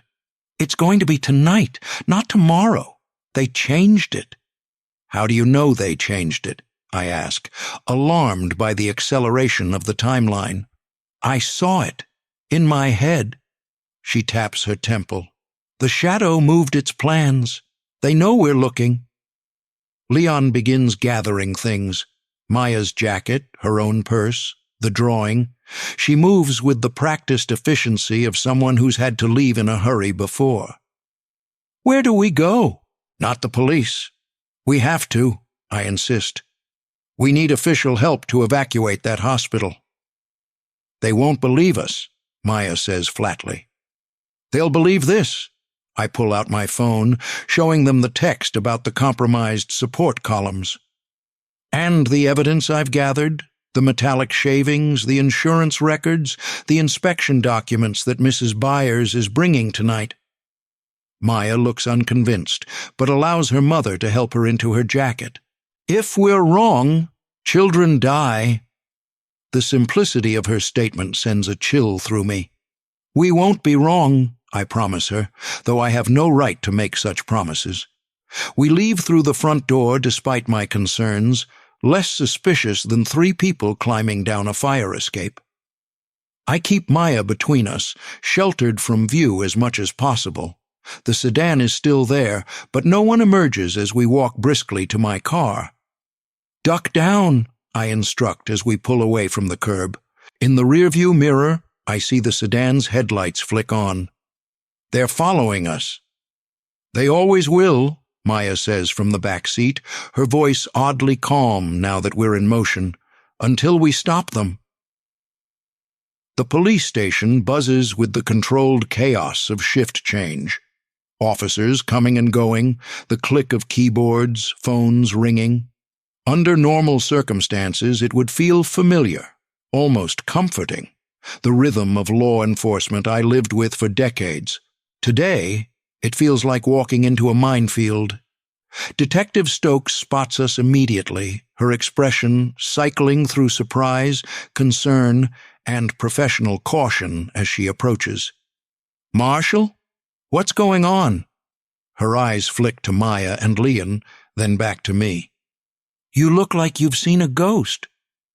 "We need to talk," I say, keeping my voice low. "Privately. It's about the children's hospital." Something in my tone must convey the urgency, because she nods, leading us to a small interview room without further questions. Once the door closes behind us, I lay it out. The falsified inspection reports, the pattern of disasters, the insurance fraud, the text about compromised support columns. "And you believe the hospital is next?" she asks when I finish, her skepticism professional rather than dismissive. "Tonight," Maya interjects before I can answer, "at 8:15. The basement will collapse first, then the east wing." Stokes studies the girl, her expression softening slightly. "That's a very specific prediction, Maya." "It's not a prediction," Maya says firmly. "It's already happening. The supports are humming wrong, like the bridge, but worse." I pull out the sample bags containing the metallic shavings. These were found at the bridge collapse site. They match the residue from thermite charges, industrial cutting tools that can be set with timers. Stokes takes the bags, examining them carefully. "This is concerning," she admits, "but I need more than metal shavings and a text from an anonymous source." "Mrs. Byers from the clerk's office has documentation," I tell her, "falsified inspection reports going back 3 years, every disaster on Maya's map." A knock at the door interrupts us. An officer pokes his head in. "Detective, the chief wants to see you," says it's urgent. Stokes hesitates, then nods. "Wait here," she tells us. "I'll be right back." The moment the door closes, Maya turns to me, her face tight with anxiety. "They called him," she whispers. "Wells, he's coming." "You can't know that," I say, but my certainty wavers when I see the fear in her eyes. "I can feel it," she insists, the same feeling as when the shadow is near in my dreams. 15 minutes pass, then 20. Lien paces the small room, while Maya sits perfectly still, her eyes closed, fingers tapping out a rhythm on the table that matches the subtle vibration I can now feel beneath my feet. When the door finally opens, it's not Stokes who enters, but Chief Mercer, followed by 2 uniformed officers and, just as Maya predicted, Harold Wells. The city manager's expensive suit looks out of place in the utilitarian interview room, but his expression of calculated concern fits perfectly. "Mr. Marshall," he says, voice dripping with false sympathy, "I understand you've been making some rather alarming claims about the Children's Hospital." "Where's Detective Stokes?" I demand. "Pursuing a legitimate lead," Chief Mercer answers, his tone making it clear he considers us anything but legitimate. "Mr. Wells here has expressed concern about your recent behavior, trespassing at the bridge site, harassing city employees, and now," he glances at Maya, "encouraging a child to participate in spreading dangerous misinformation." "It's not misinformation," I snap. "The hospital is in danger. We have evidence." "Metal shavings and wild theories," Wells interrupts smoothly. "Meanwhile, your actions have already caused panic. The hospital administrator called me directly after receiving anonymous warnings about a structural collapse." My heart sinks. Someone got to Mrs. Byers. Or worse. "We're placing you in protective custody," Mercer continues, "for your own safety and to prevent further disruption to public services." "You mean you're arresting us?" I translate flatly. "Temporarily detaining you," he corrects, "until we can assess your mental state and determine whether charges are appropriate." Maya suddenly gasps, doubling over in her chair. Her whole body begins to tremble, not the violent shaking that preceded the earthquake, but something more controlled, as if she's physically restraining a force trying to break free. "It's starting," she whispers, her voice strange and distant. "Can't you feel it?" And I can. A subtle vibration through the floor, the walls, the table. Not my imagination this time. Leon rushes to her daughter, cradling her. "She needs a doctor." Wells steps back, clearly unsettled by Maya's display. "Get the girl medical attention," he orders one of the officers. "Keep the other 2 here." As the officer approaches Maya, I make my decision. 40 years of respecting the badge, of working within the system, of believing justice eventually prevails, all of it crystallizes into a single clear imperative: protect the girl, save those children, the law be damned. I move suddenly, using my bulk to knock the approaching officer off balance. In the same motion, I grab Maya from her chair, pulling her and Leon toward the door. The second officer reaches for his taser, but hesitates, unwilling to risk hitting the child or her mother. That hesitation is all we need. We burst through the door into the station's main area, the commotion behind us triggering a predictable response. Officers rising from desks, hands moving to weapons, shouts of alarm. "Fire alarm," I mutter to Maya, nodding toward the red pull station on the wall. Without hesitation, she reaches out and yanks it down. The shriek of the alarm cuts through the chaos, adding a new layer of confusion. Automatic protocols kick in, doors unlocking, officers moving to designated gathering points, civilian staff evacuating. We slip into the flood of bodies moving toward the exits, Leon keeping her arm protectively around Maya, my hand on the girl's shoulder guiding them through the crowd. Behind us, I hear Wells's voice rising above the alarm, ordering someone to stop us. But we're through the doors, into the parking lot, sprinting toward my car before anyone can organize a proper response. I peel out of the lot, tires screaming against asphalt for the second time today. "I just assaulted a police officer," I say, the reality of what I've done sinking in as we speed away. "And pulled a fire alarm. That's at least 2 felonies. "To save children," Maya says from the back seat, her trembling subsiding slightly. "Worth it." In the rearview mirror, her eyes meet mine, ancient and knowing in her young face. She's right, of course. Some lines are worth crossing, some laws are worth breaking. "Hospital?" I ask, already knowing the answer. She nods, checking the drawing in her lap. "Basement entrance, east wing. We don't have much time." I press the accelerator harder, the weight of my service revolver suddenly comforting against my side. I'm officially a criminal now. Might as well see this through to the end. The children's hospital rises before us like a gleaming monument to hope. All glass and bright colors, designed to appear welcoming rather than institutional.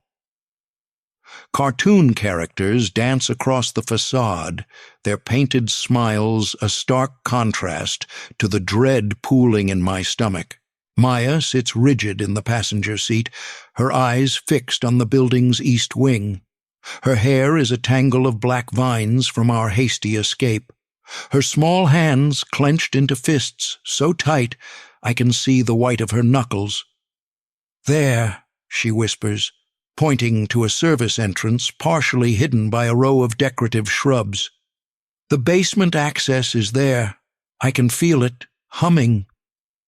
Leon refused to come inside. She's waiting in the car, engine running, ready for a quick escape if needed. I can't blame her for wanting to keep her distance. A mother can only take so much danger before instinct overrides everything else. "How do we get in?" I ask, scanning the entrance. A security keypad guards the door, and a camera perches above it like a watchful bird. Maya points to her drawing. "Service badge. The janitors use them." I raise an eyebrow. "And how exactly do we get a service badge?" She doesn't answer, just stares intently at the door.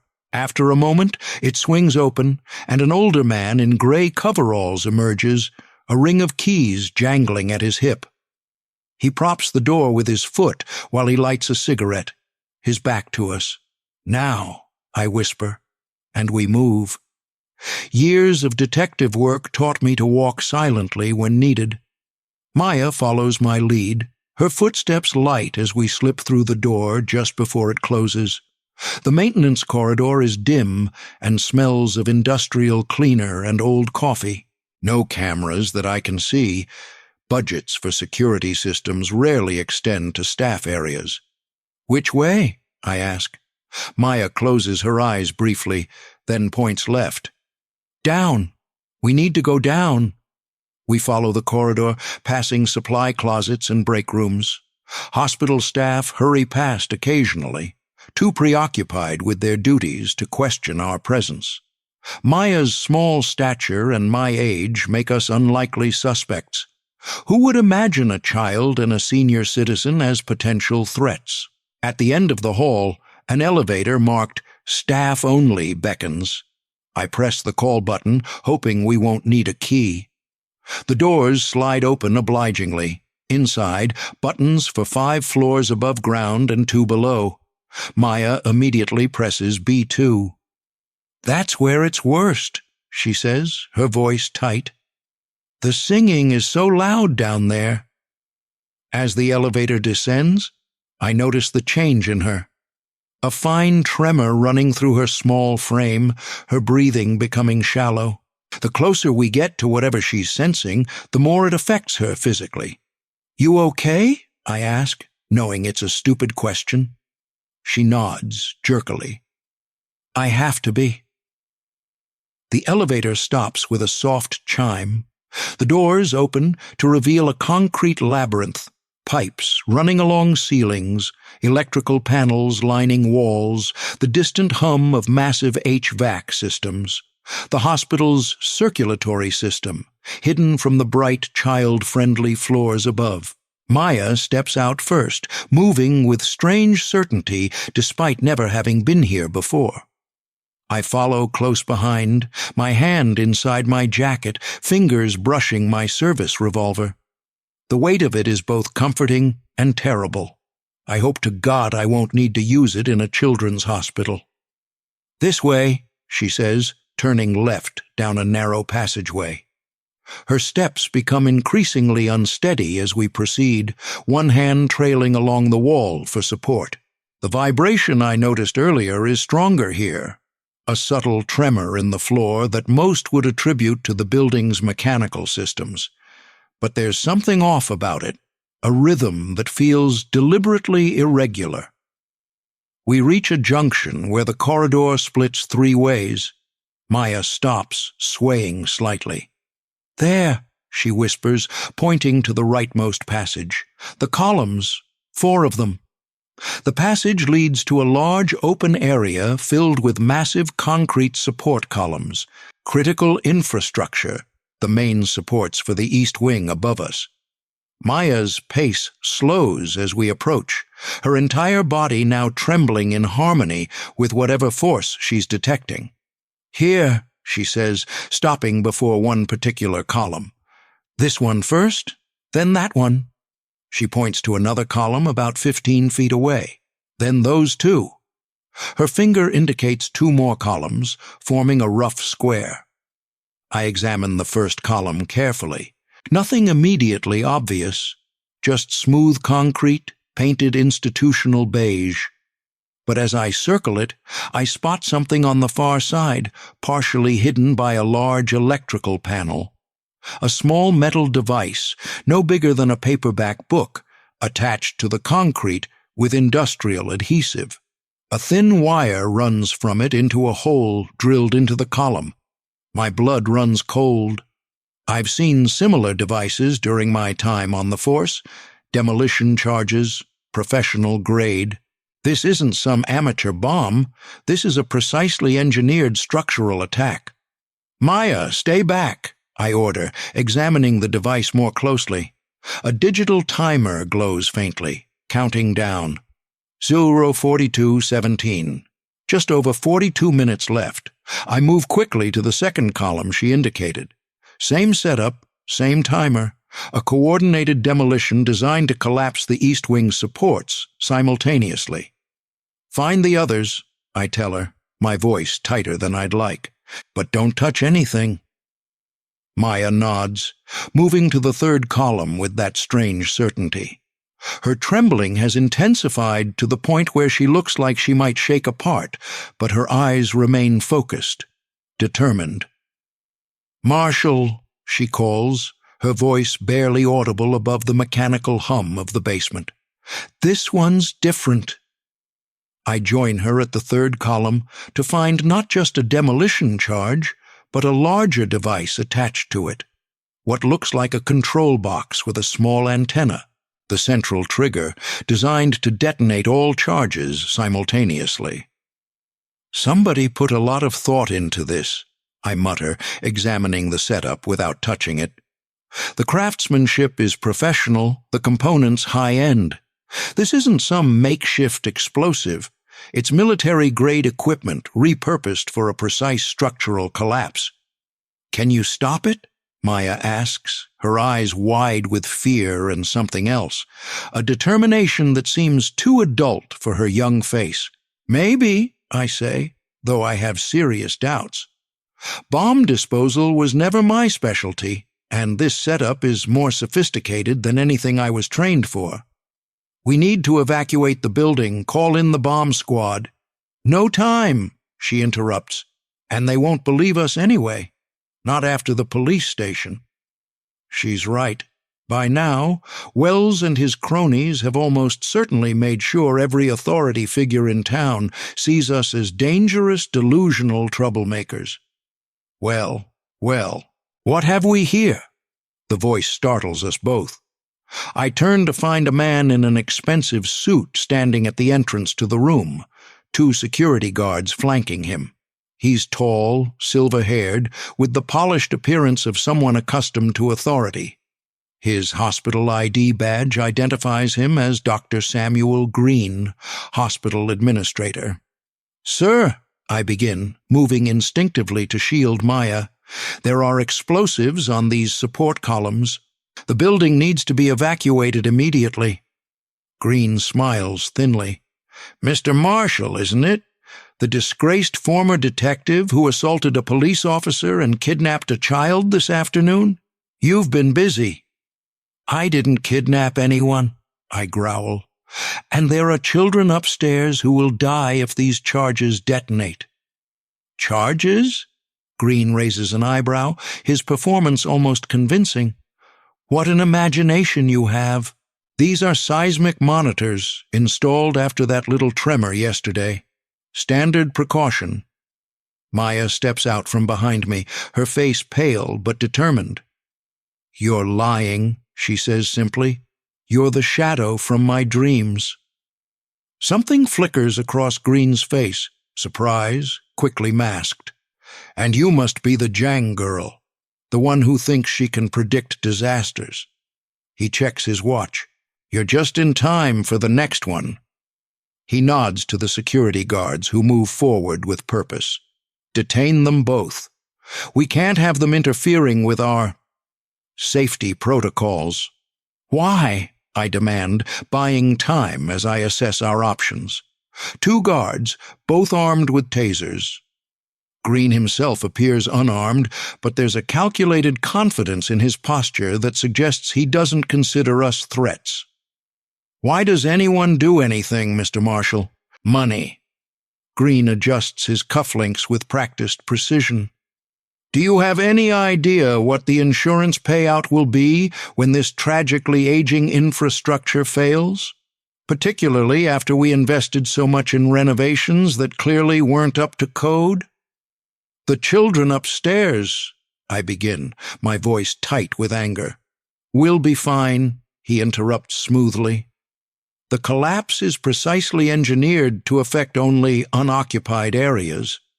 A few minor injuries, perhaps, nothing fatal, certainly nothing compared to the $30 million payout." "Like the bridge?" Maya asks, her voice surprisingly steady despite her trembling body. "And the school boiler? And the mall roof?" Green's expression shifts, genuine surprise showing through his polished veneer. "My, you really do see things, don't you? Fascinating." He studies her with clinical interest. "You'll have to tell me how it works, after." "You won't get away with this," I say, aware of how cliché the words sound, even as they leave my mouth. Green laughs, a cultured sound with no humor in it. "But I already have, several times. The perfect scheme, controlled demolitions disguised as structural failures, insurance policies with generous terms, and a network of officials eager for their cut." He gestures to the devices. "These will trigger a precise, contained collapse that will look exactly like substandard construction. The investigation will uncover falsified inspection reports, tragic negligence by contractors who have conveniently relocated overseas." "And the money flows to Millridge Mutual," I finish. which you control through shell companies. Very good, Detective, though you've missed a few key players, your friend Detective Stokes, for instance, quite talented at redirecting investigations when needed. The revelation hits like a physical blow. Stokes, part of this? I'd suspected corruption reached high places, but not her. Enough chat, Green says, checking his watch again. We need to be well clear of this area in 30 minutes. Secure them, he orders the guards. Once the collapse occurs, we can hand them over to the police as vandals caught in the act. As the guards advance, Maya suddenly doubles over, crying out in pain.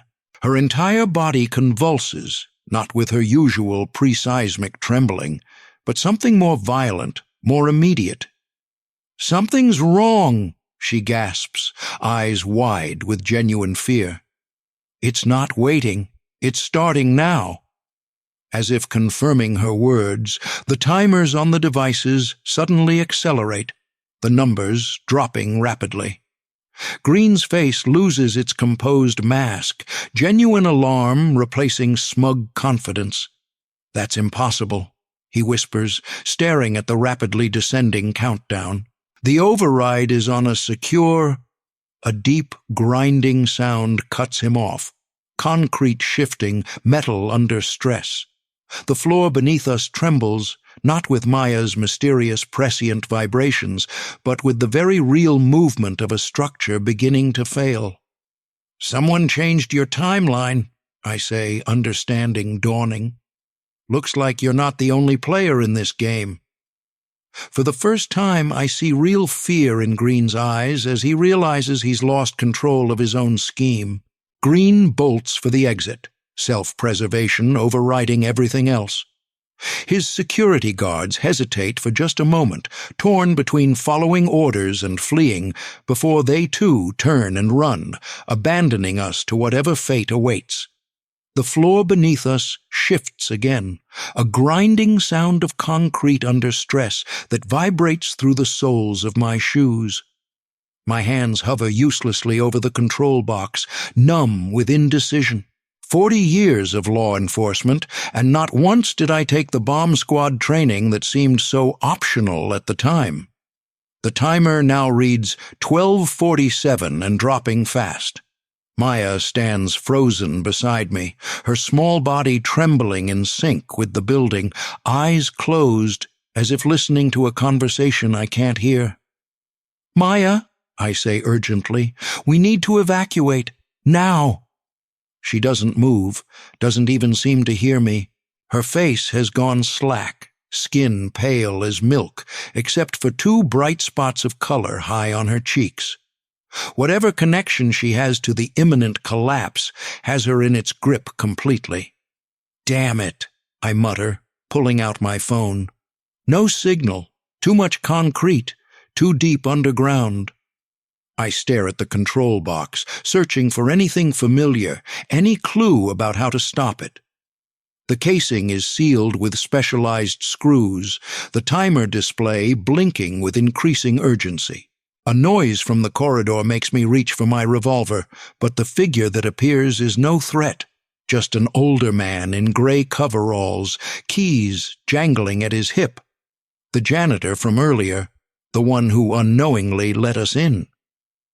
"What the hell are you folks doing down here?" he demands, more confused than angry. His eyes move from my face to Maya's unresponsive form, then to the device attached to the column. Understanding dawns slowly across his weathered features. "Oh, Jesus, is that what I think it is?" "The building's been rigged to collapse," I explain quickly. "We have less than 12 minutes. We need to evacuate as many people as possible and call the bomb squad." He shakes his head. "Bomb squad's 20 minutes out on a good day, and evacuation protocols take at least 15 minutes for the pediatric floors." He moves closer, examining the control box with surprising focus. "I did demolition in the Army before..." He gestures vaguely at his janitor's uniform. "Life happened." Hope flares unexpectedly. You know how to disarm this? Maybe. He kneels, peering at the device. Not exactly my specialty, but I've seen similar setups. Need to get this casing open first. He pulls a multi-tool from his pocket, selecting a screwdriver attachment. Name's Ellis Keller, by the way. Been maintaining this place for 9 years. Damned if I'll let some suits blow it up for insurance money. Ray Marshall, I reply automatically. And this is Maya. She sensed something was wrong with the building. Keller glances at Maya, who remains motionless, caught in her trance-like state. Yeah, I bet she did.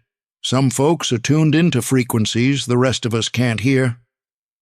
He works methodically at the screws securing the control box. My grandmother was like that. Could feel storms coming 3 days out. Nobody believed her either. The matter-of-fact way he accepts Maya's ability is strangely comforting. No skepticism, no demands for proof, just simple acknowledgement of what is. Almost got it, he mutters, removing the last screw. The casing comes loose, revealing a nest of wires connecting a circuit board to the timer and detonator. Well, shit, this is professional work. The timer reads 8:32 now. My heart hammers against my ribs, each beat counting down precious seconds we can't afford to waste. Can you stop it? I ask, trying to keep the desperation from my voice. Keller runs a finger along several wires, tracing their paths. Maybe, but without knowing the exact setup, cutting the wrong wire could trigger an immediate detonation. Maya suddenly gasps, her eyes flying open. I can see it, she whispers, voice distant and strained. I can see how it connects. The pattern. It's like the bridge, but reversed. Keller looks at her sharply. What do you mean, kid? She moves forward jerkily like a poorly operated marionette and drops to her knees beside the device. Her hands hover over the exposed wires, not touching, but following their paths with uncanny precision. The red one is a decoy, she says. If you cut it, everything goes at once. The real one is underneath. Her fingers trace the air above a thin blue wire partially hidden beneath the others. This one connects the timer to the trigger mechanism, but you have to cut it exactly right or it sends a surge to the backup detonator. Keller stares at her, bewilderment and respect mingling on his face. How do you know that? I don't know, she admits, her voice small and frightened beneath the certainty. I just see it, like the building is showing me. He hesitates only a moment before nodding. Good enough for me. Where exactly do I cut? Maya points to a spot on the blue wire, her finger trembling but precise. Here, between these two solder points. The timer reads 6:17. Keller selects wire cutters from his multi-tool, his hands steadier than I would have expected from a man his age. If this doesn't work, he says calmly, the east wing comes down with us under it. It will work, Maya says with strange confidence. The building wants to stand. He positions the cutters exactly where she indicated, takes a deep breath, and snips the wire parts cleanly. The timer freezes at 5:49. For one eternal second, nothing happens. Then the display flickers and goes dark. A soft click from inside the device signals power failure. The control box is dead. Jesus Christ, Keller breathes, sitting back on his heels. You did it, kid. But Maya isn't listening. Her eyes roll back in her head as she collapses, her small body going limp against the concrete floor. I catch her before her head can strike the ground, cradling her against my chest. Her skin burns with fever, pulse racing beneath my fingertips. Maya! I pat her cheek gently, then with more urgency when she doesn't respond. Maya, wake up! She needs medical attention. Keller says, already on his feet. And we need to get the other devices disabled. They're slaved to this controller, but I don't trust them to stay dormant. I lift Maya easily. She weighs almost nothing, bird-boned and fragile in my arms. Can you handle the others? He nods. Go! Get her upstairs to the ER. I'll deal with this mess and call it in. They'll arrest you, I warn. The people behind this have connections. Keller's face hardens. Let them try. I've got nothing to lose, and this building is full of kids who didn't ask to be pawns in some insurance scam.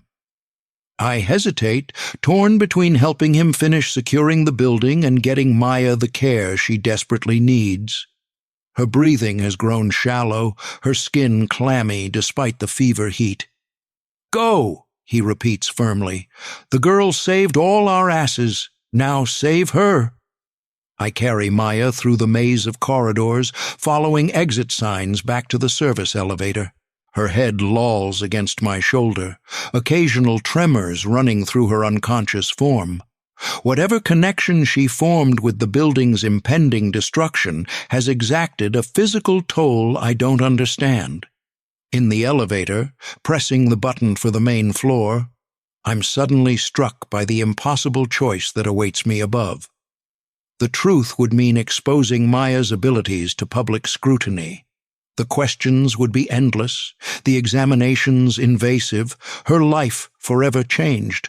She would become a curiosity, a research subject, perhaps even a target for others who might want to exploit her gift.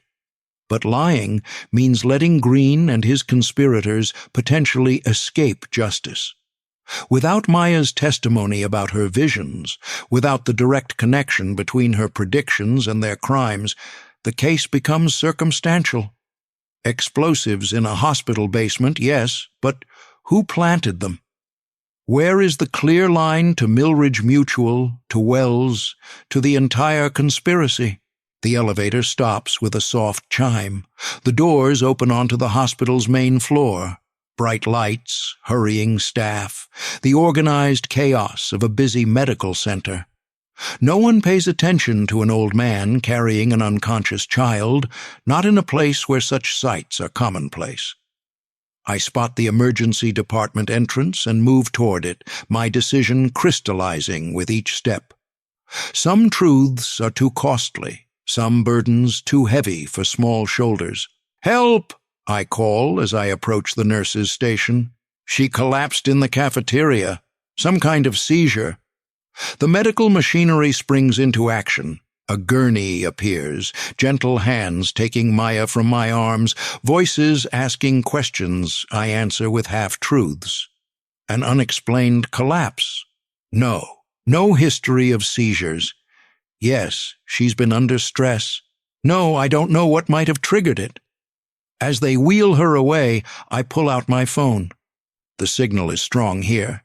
I dial Stokes' number, unsure if I'm reaching out to an ally or an enemy based on Green's claims, but certain she's my best chance at navigating what comes next. She answers on the second ring. Marshall? Where the hell are you?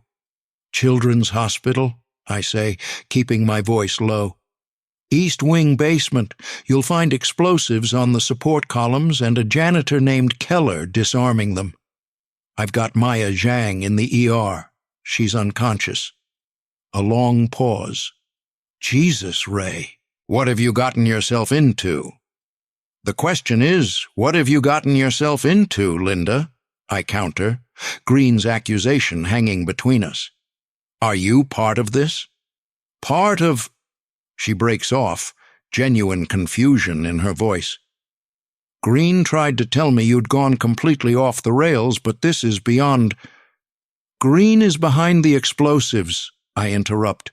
He's running an insurance fraud scheme, demo charges disguised as structural failures. He implied you were involved. Another pause, longer this time. When she speaks again, her voice has hardened. That son of a bitch!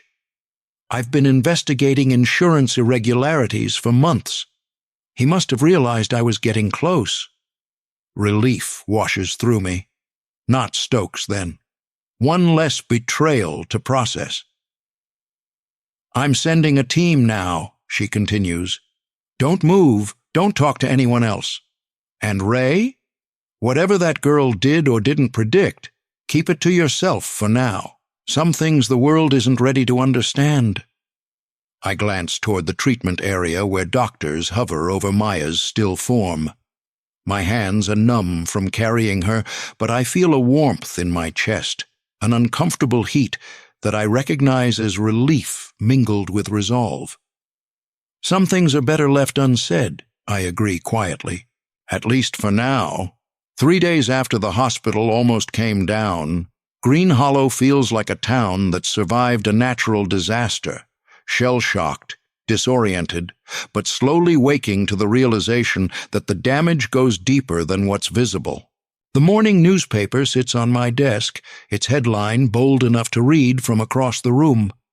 "Insurance fraud ring exposed, city officials arrested." Below it, a photo of Harold Wells being led away in handcuffs, his expensive suit incongruous against the stainless steel restraints. Dr. Samuel Green's face occupies another corner of the page, his professional headshot juxtaposed with security camera footage of him fleeing the hospital. The story they're reporting is true, but incomplete, like a photograph with its central figure carefully cropped out. I flip through the pages, scanning for mentions of Maya. There are none, just as Stokes promised. The official story credits an anonymous tip and diligent investigation for uncovering the explosives. Ellis Keller is hailed as a hero for disarming them. At least that part is true. The janitor's weathered face appears on page 3, uncomfortable in the spotlight but standing tall. The story has all the elements the public craves: corruption in high places, millions in fraudulent insurance claims, a conspiracy stretching back years. The arrest count stands at 11, including 3 city officials, 2 insurance executives, and a structural engineer who falsified safety reports. Janet Byers, the clerk who tried to warn me, was found in her car at the bottom of Miller's Pond. Suicide, they're saying. I don't believe it for a second. My phone buzzes. Stokes calling again. I let it go to voicemail. She's called daily since the arrests began, each message a little more insistent.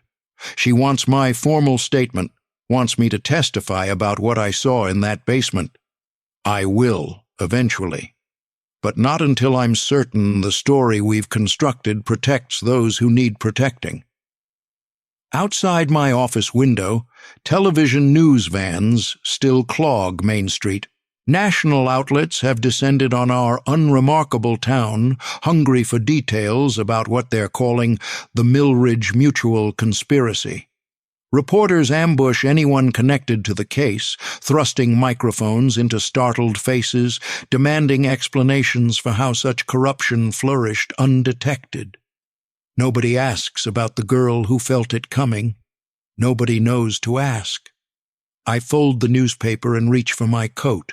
There's one more visit I need to make before I can put this case to rest, at least the parts of it that can ever truly rest. The Jang apartment building looks different in the clear light of a trouble-free day. No suspicious sedans lurk at the curb, no shadows move behind blinds. Just ordinary people living ordinary lives, unaware that the child on the 3rd floor saved hundreds of lives through an ability they would fear if they knew about it. Leanne opens the door before I knock, as if she's been watching for me. Her face shows the strain of recent days, new lines around her eyes, a tightness to her mouth that wasn't there before. But there's something else, too. A quiet dignity that comes from surviving the unimaginable. "Mr. Marshall," she greets me, stepping back to let me enter.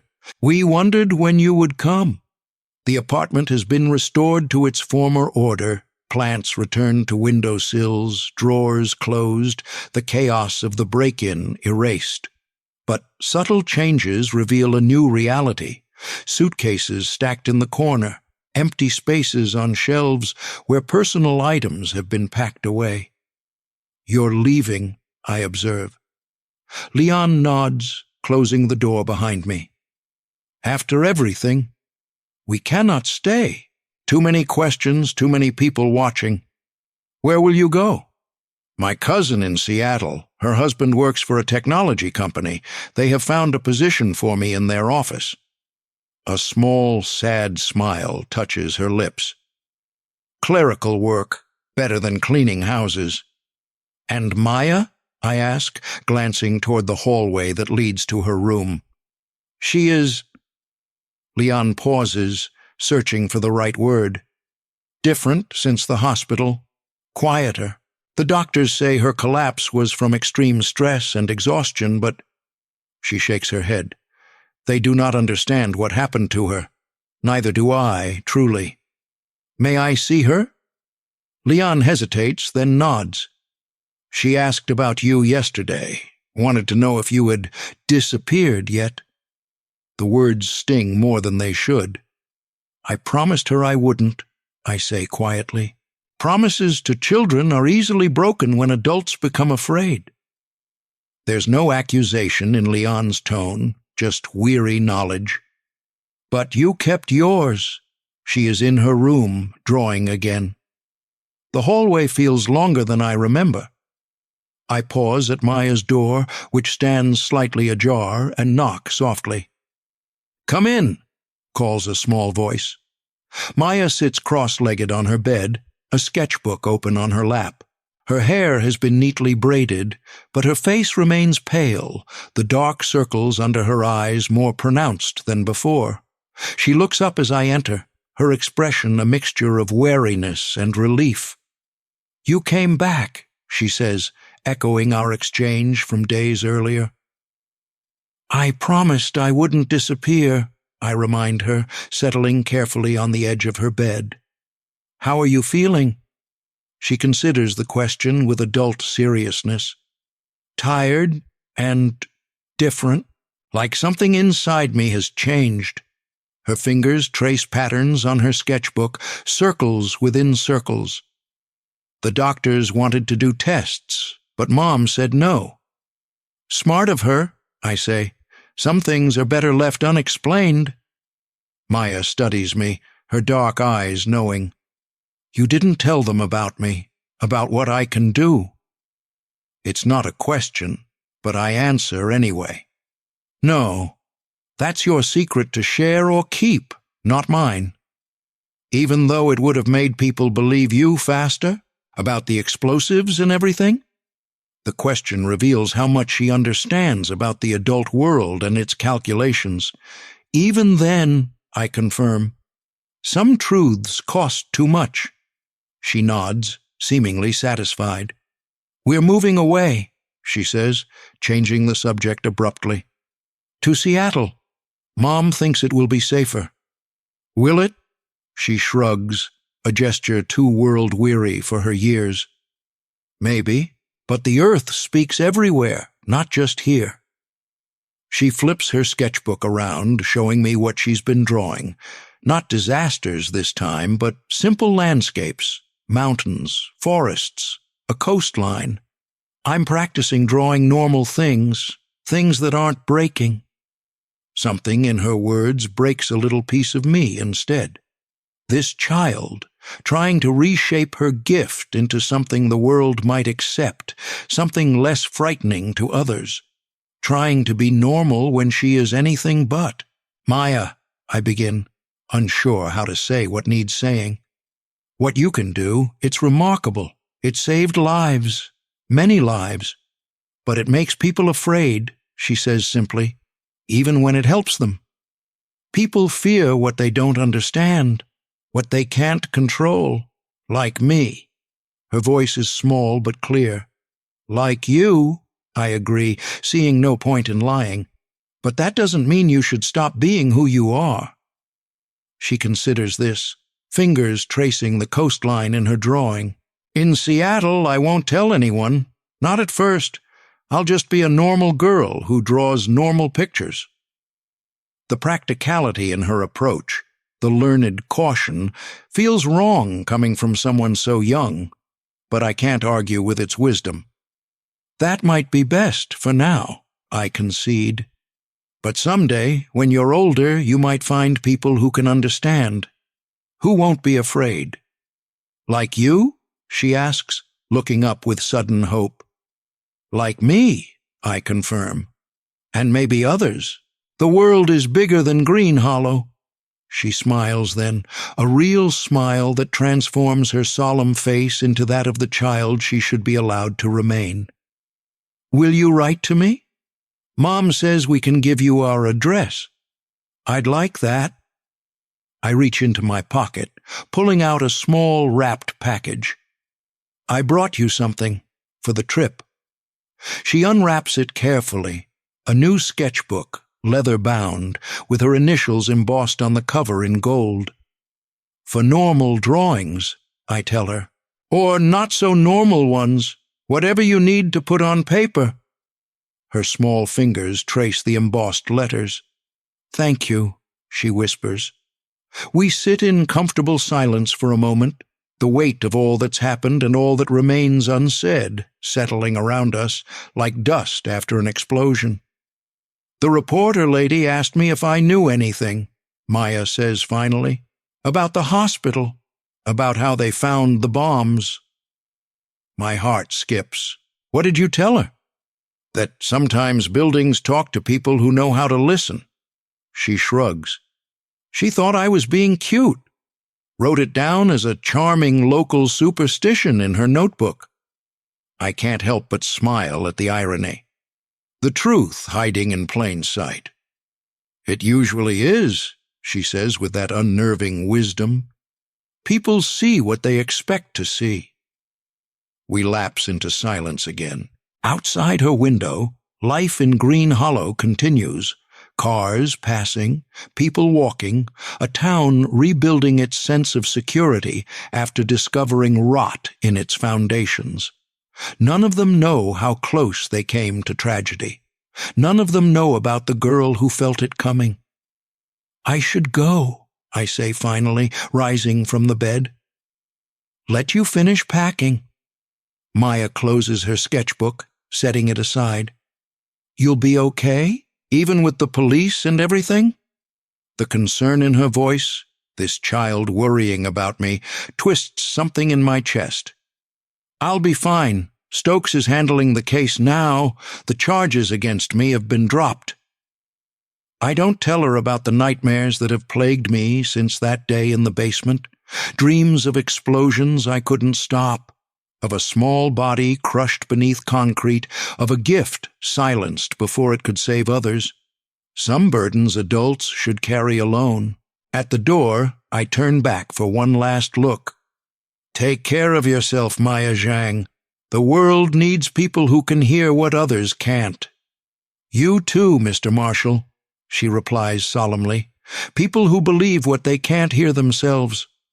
As I leave the apartment, Leon waiting to lock the door behind me, I think about belief, how costly it is, how fragile, how necessary. I've spent decades as a skeptic, demanding evidence, questioning narratives, doubting what can't be measured or photographed or entered into evidence. Yet here I am, changed by a child who feels earthquakes before they strike.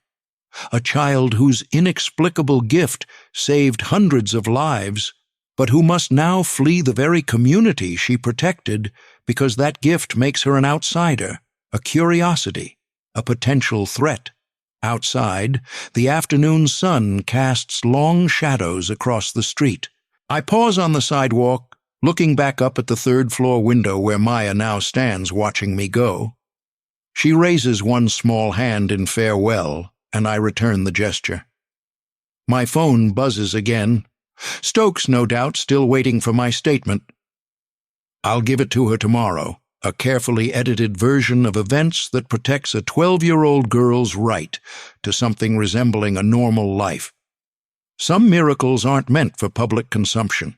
Some gifts come with prices too high for children to pay, and some truths are best left as stories that no one quite believes, like old tales of children born during storms who grow up with strange abilities, or whispers about the earth speaking to those who know how to listen. Maya's window is empty now, the curtain drawn. I turn and walk away, carrying the weight of a secret that, like the girl herself, trembles with both power and vulnerability, a fault line running through everything I thought I knew about the world and its mysteries.